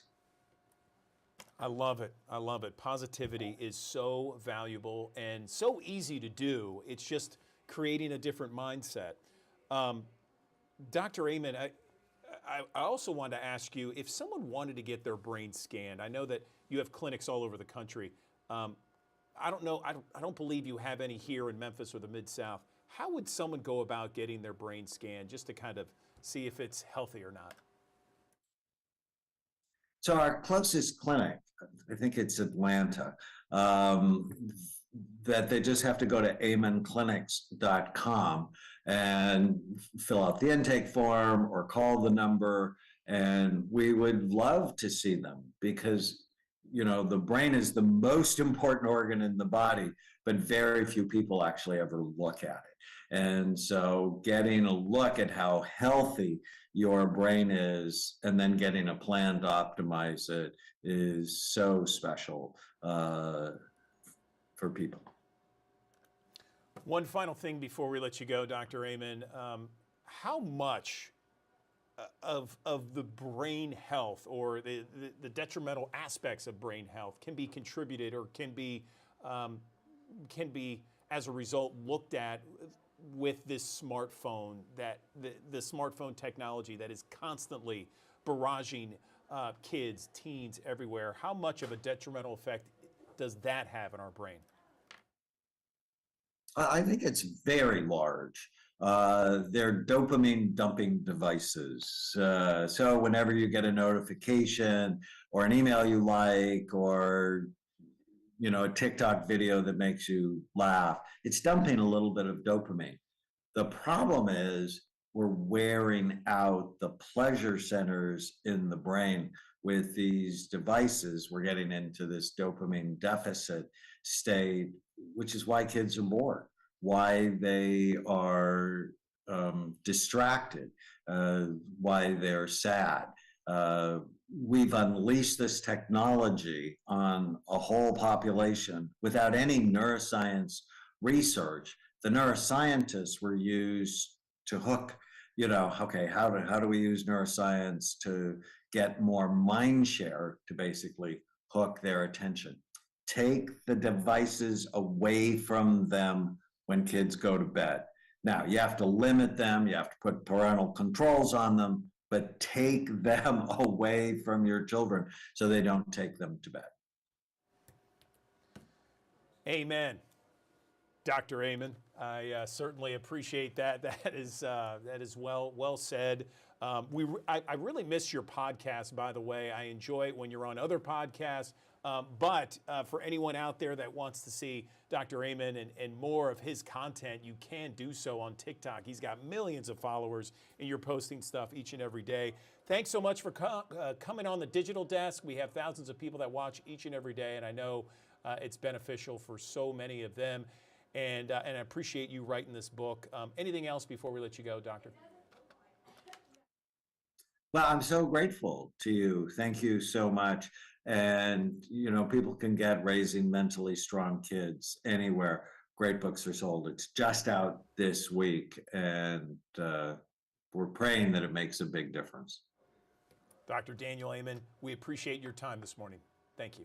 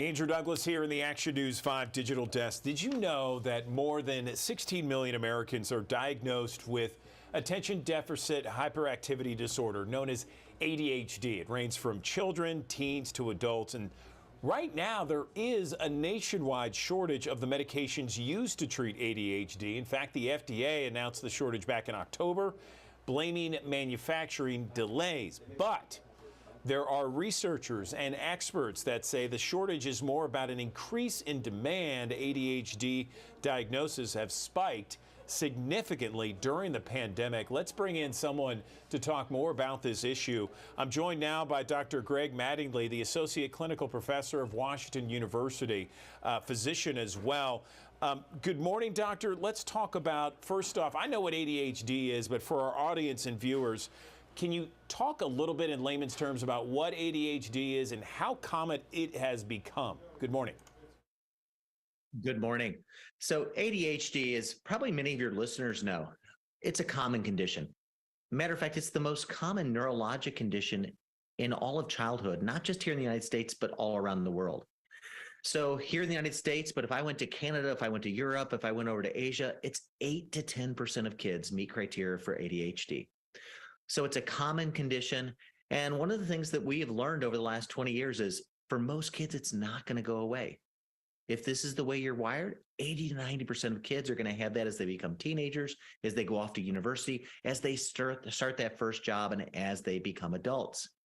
Common symptoms are I get distracted, it's hard to focus, I get bored, and when I get bored, then everything kind of accelerates and I find myself getting frustrated.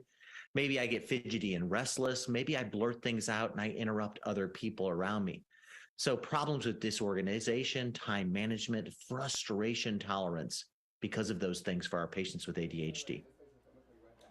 You know, doctor, I have some family members that have ADHD, and it seems to affect them in different ways. And there is a difference, right? I mean, the symptoms are different for men and women, boys and girls, all across the spectrum. 100%. And that's why the answers are not going to be one size fit all answers either. So some people have ADHD and they have a lot of the hyperactivity when they're kids. Other people, it's a lot of disorganization. It's hard to concentrate. I get overwhelmed by things. I have a lot of anxiety because of that, and I get frustrated. Some of them have a hard time shutting their brain off at night. Falling asleep at night because my brain is still going can be a frustration for some of our patients with ADHD. And then some of our adults with ADHD can be problems around my temper. I get frustrated, I tend to blow. So how do you learn to modulate that as one of your symptoms that's a result of having ADHD? So you are the president-elect of the American Professional Society of ADHD-related disorders. Can you talk about how ADHD is typically treated these days? I know everyone has the idea of medication, and there's different medications, right? 100%. So if there's good news for your listeners out there is we have a lot of different options. When I was first in practice 30 years ago, our options were just short-acting stimulants, and you had to take them multiple times a day. And a lot of people didn't like the side effects. They didn't like the way they felt when those things kind of kicked in and wore off. And we know those medicines, being short-acting Ritalin or Adderall, they can be misused or abused sometimes by people that are doing the wrong things. A lot of our newer treatment options are once daily medicines. You take them once a day, and they give you very low levels of medicine, just enough to help to improve your symptoms, but not so much that you're having as many of the unwanted side effects. So we have over 30 different treatment options right now that are approved for children with ADHD. A lot of those are also approved for adults. And we have 4 non-stimulants that are approved for ADHD, 2 of those that are approved for adults, atomoxetine and Qelbree. So it's not even always a stimulant option. And it's certainly not always a short-acting stimulant that you have to take multiple times a day. Do patients grow out of this? I've always heard that, you know, by the time, if someone in their teenage years, for example, is diagnosed with ADHD, can they grow out of that ADHD by the time they're in their mid to late 20s? How does that work? Yeah. So one of the myths of ADHD is there's a couple of myths. Boys, not girls. You tend to grow out of it. Only take your medicine when you think you need it. We know those are all not the best outcomes. We know that boys are more common when they're young, but as you become an adult, women are equally common with ADHD. We know that for most people, you're not going to grow out of it. 80 to 90% are going to continue to have some set of symptoms as they go into adulthood. So learning how ADHD affects your life so you can have the most successful life possible, learning where there's a good fit for your symptoms. If I stick you behind a boring desk and make you do that job all day with ADHD, it's going to be hard. But if I give you a job that's a little more interesting, maybe you're interacting with people, maybe you're doing what you're doing, where you're giving interviews to people and staying active, that may be a better fit for someone with ADHD. So learning about your condition, telling your clinician, hey, here's where I see difficulties in my life. Maybe it's at home with my wife in the evenings where I get frustrated because I'm disorganized and I'm just overwhelmed. When we introduced you to the digital desk, we talked about this nationwide shortage that was it was announced back in the fall of last year. Do we still have this shortage? And my understanding is that there are so many people being diagnosed. How did the pandemic have an impact on the diagnosis of ADHD? 100%. So during the pandemic, as we were all sitting at home doing our jobs virtually, our kids were having to learn at home virtually. If you had problems with concentration and being distracted, it came up to the forefront. Everybody could see it. So parents were looking at their kids saying, God, I know the teachers brought this up, but now I see it with my kids. I need to get them some help. Parents themselves looked at themselves and they said, God, I'm overwhelmed with this. I've always been wired this way, but in this current digital world, this is just overwhelming.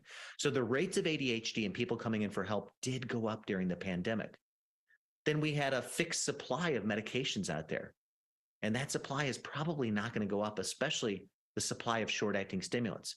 So if you have increased demand with a fixed supply, that led to a nationwide shortage. Has that shortage gotten any better? Where are we on that? Yeah, unfortunately, it has not, especially with certain of them. Short-acting stimulants are in short supply all across the country. Here in Missouri, but if I went out to Washington, D.C., if I went to Baltimore, if I went to California, short-acting stimulants are in short supply, and they're probably going to stay that way. So that's made us all examine with our patients, are there other long-acting once-daily treatments that may help to manage your symptoms, may even be a better fit for your symptoms, because those medicines do tend to have a better supply these days. Let's talk about those different options because, yeah, if the shortage is going to stick around a while, let's talk about different treatments. Of course.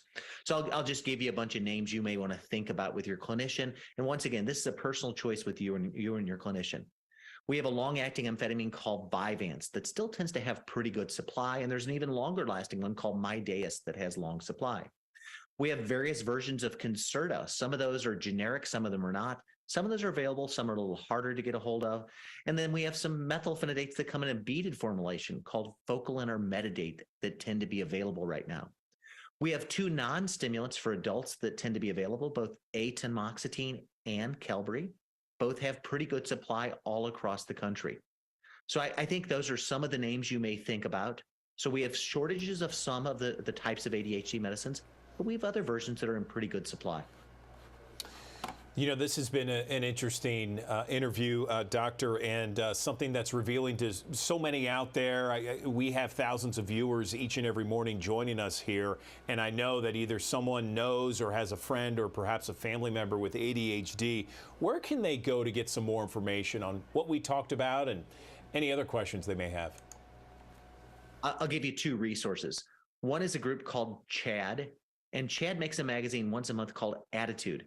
And CHAD is a group of patients that have ADHD that are advocates that put together these resources. So Attitude's a once a month magazine. In addition, APSARD, the organization that's a group of researchers, teachers, doctors, nurses, psychologists, apsard.org, has a lot of resources and can steer you in places to learn more about ADHD. You know, this has been a great interview. Dr. Greg Mattingly, Associate Clinical Professor, Washington University, and we really appreciate your time this morning. Thanks very much. Thank you.